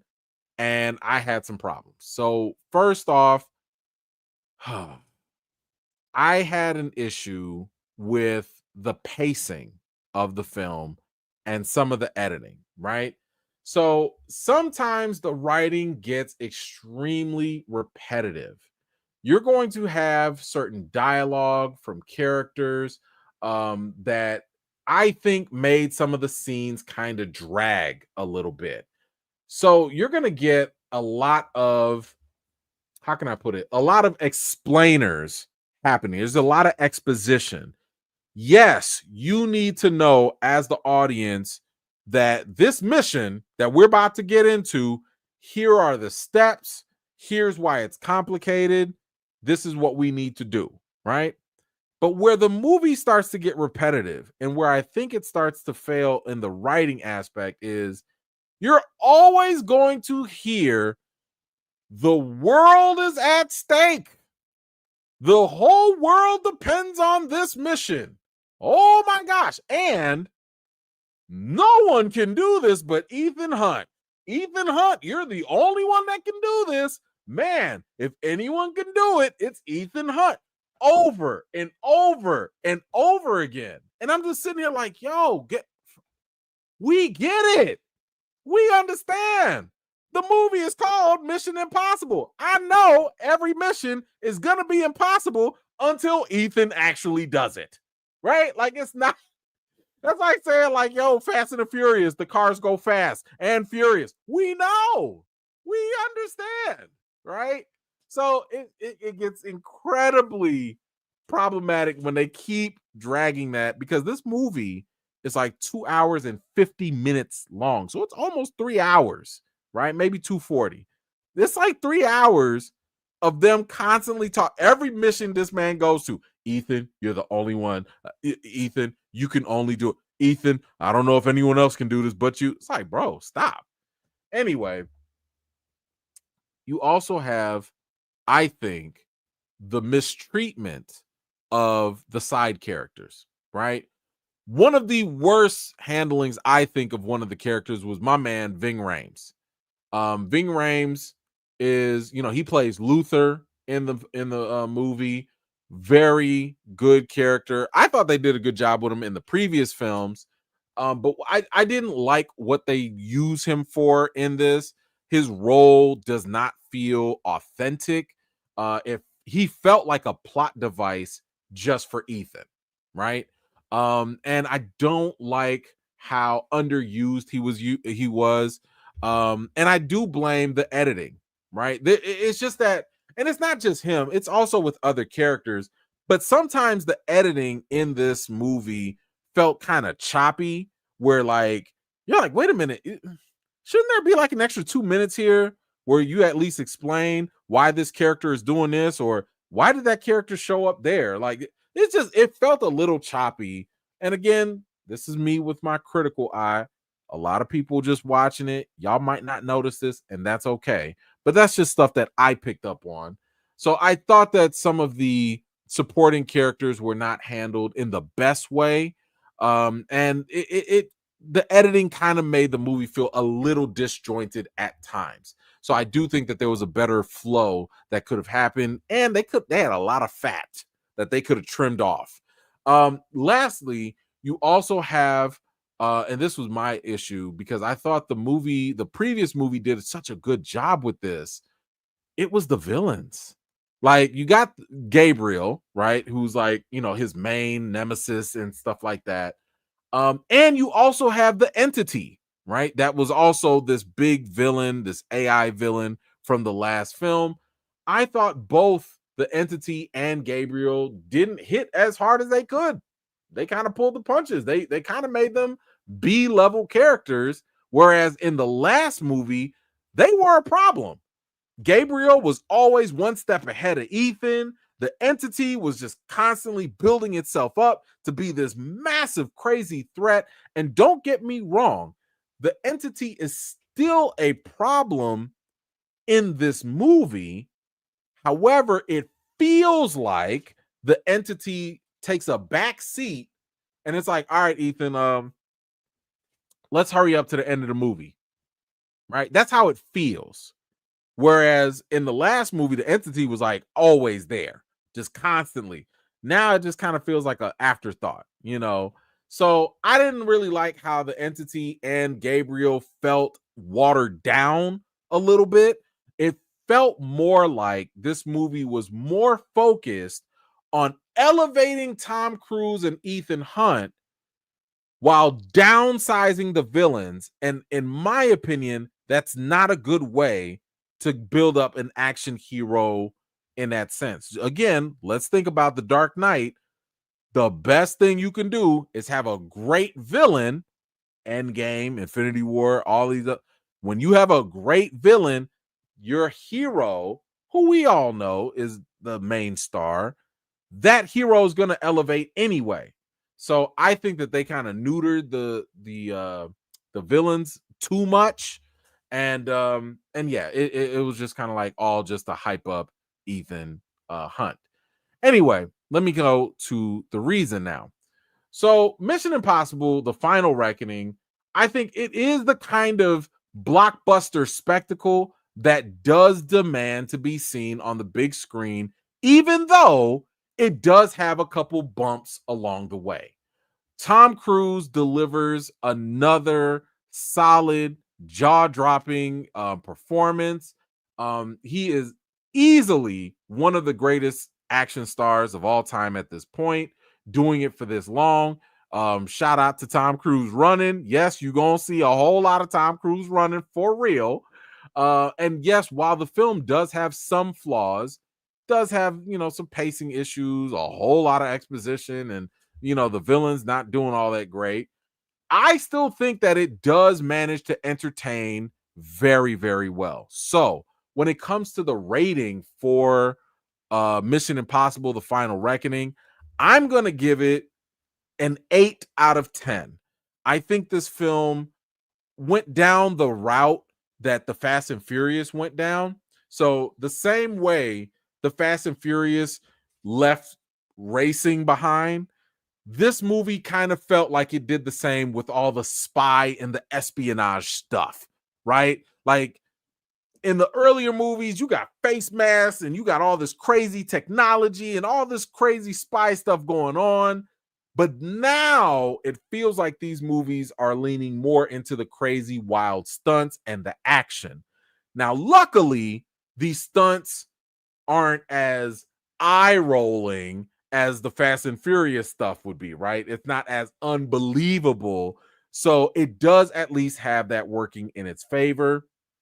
And here's the thing. You're coming for the stunts. The stunts in itself create that cinematic experience. So that is worth the price of the ticket on its own.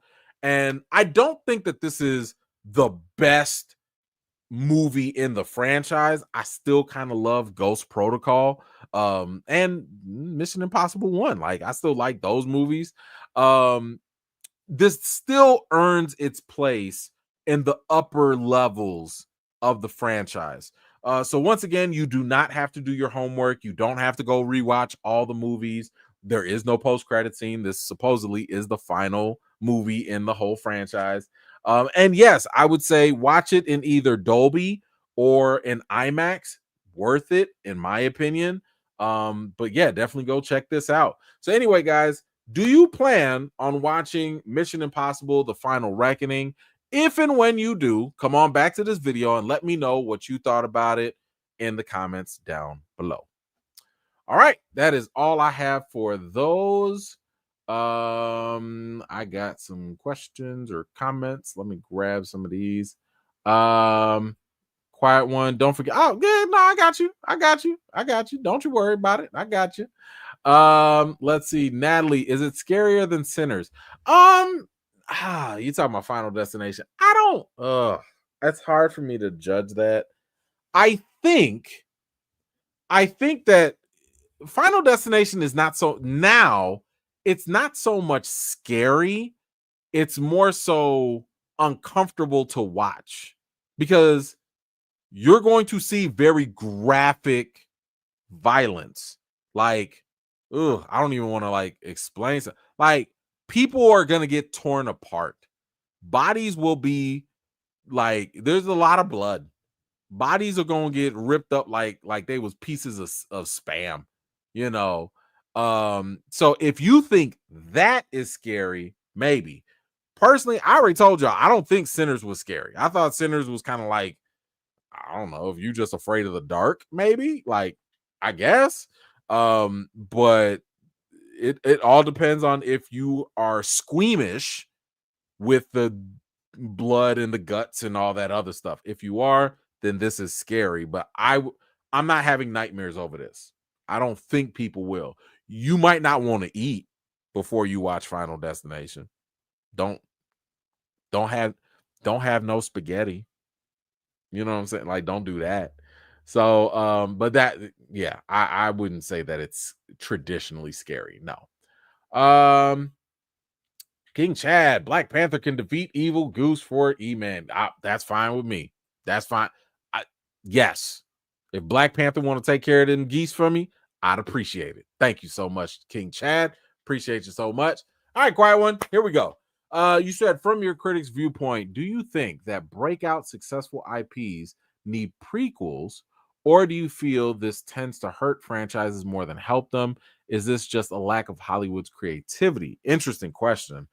So I think that any franchise or any IP, if you're doing prequels, hopefully it is something that is set up in advance where you purposefully keep us in the dark, but at the same time, you have to give us breadcrumbs. And I think the best example of that would be John Wick, right? John Wick felt as though it was purposefully, now it might have started off as a joke, but I think that Hollywood can learn from that. It purposely left things vague. It was like, yeah, you know his history. Oh man, it's the Baba Yaga. Oh, do you remember what he did with this, and it? Like, they gave you so many breadcrumbs in the following sequels that it raised questions and intrigue and curiosity about his past. But if you're going to sit here and give us something, you know, I don't know what franchise I could think of right now.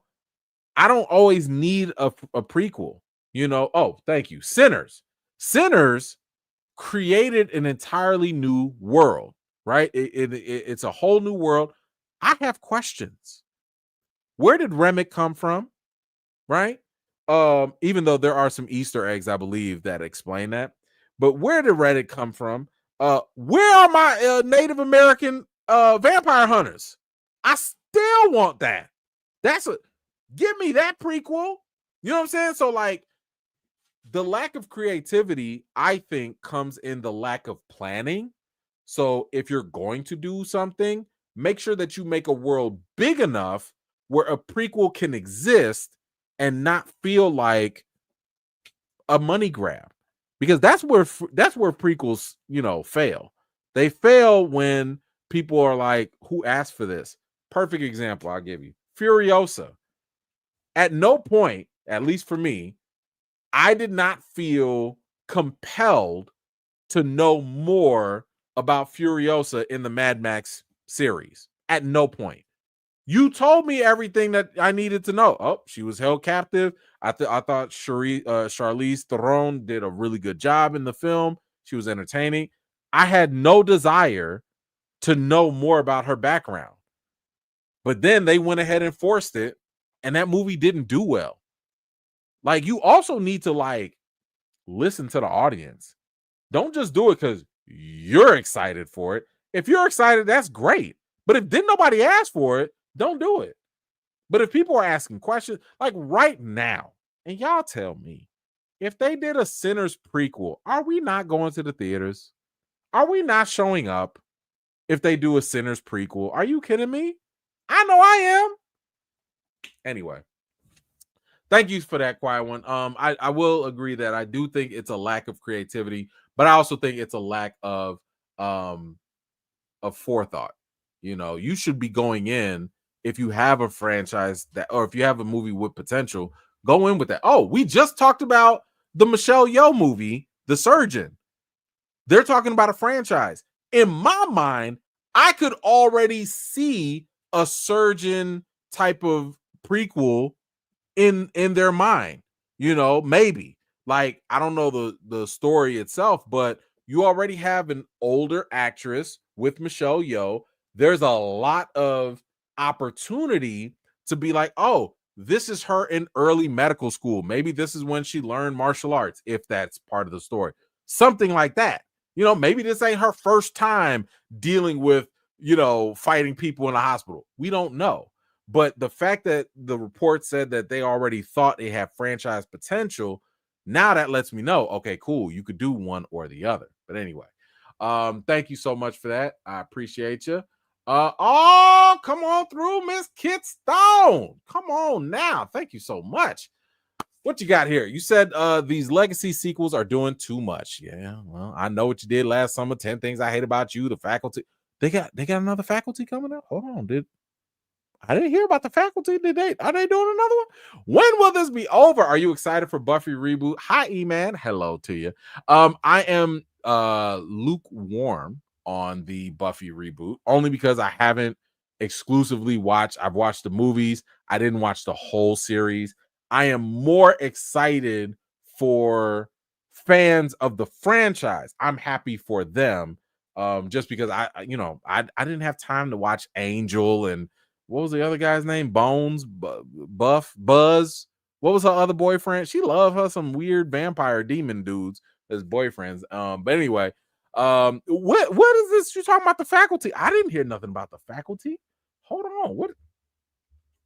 Don't give me hope. I love the Faculty movie. That was a good movie. Hold on. I did not hear this. We got sequels coming. I'm trying to Google this right now. Don't play with me. Oh, you talking about the Faculty too? Oh, that was Spike. Thank you, Spike. Sorry. When did the Faculty 2 come out? Oh, wait. This is a Nigerian movie. Okay. I'm not. Oh, the remake. Oh, okay.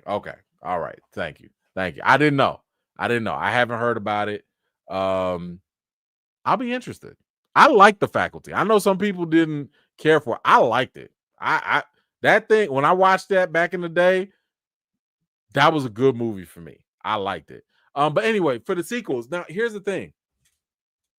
Sequels are not doing too much because unfortunately, they still make money.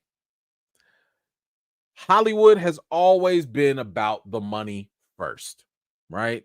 Yes, we know the art form, blah, blah, blah. This is money.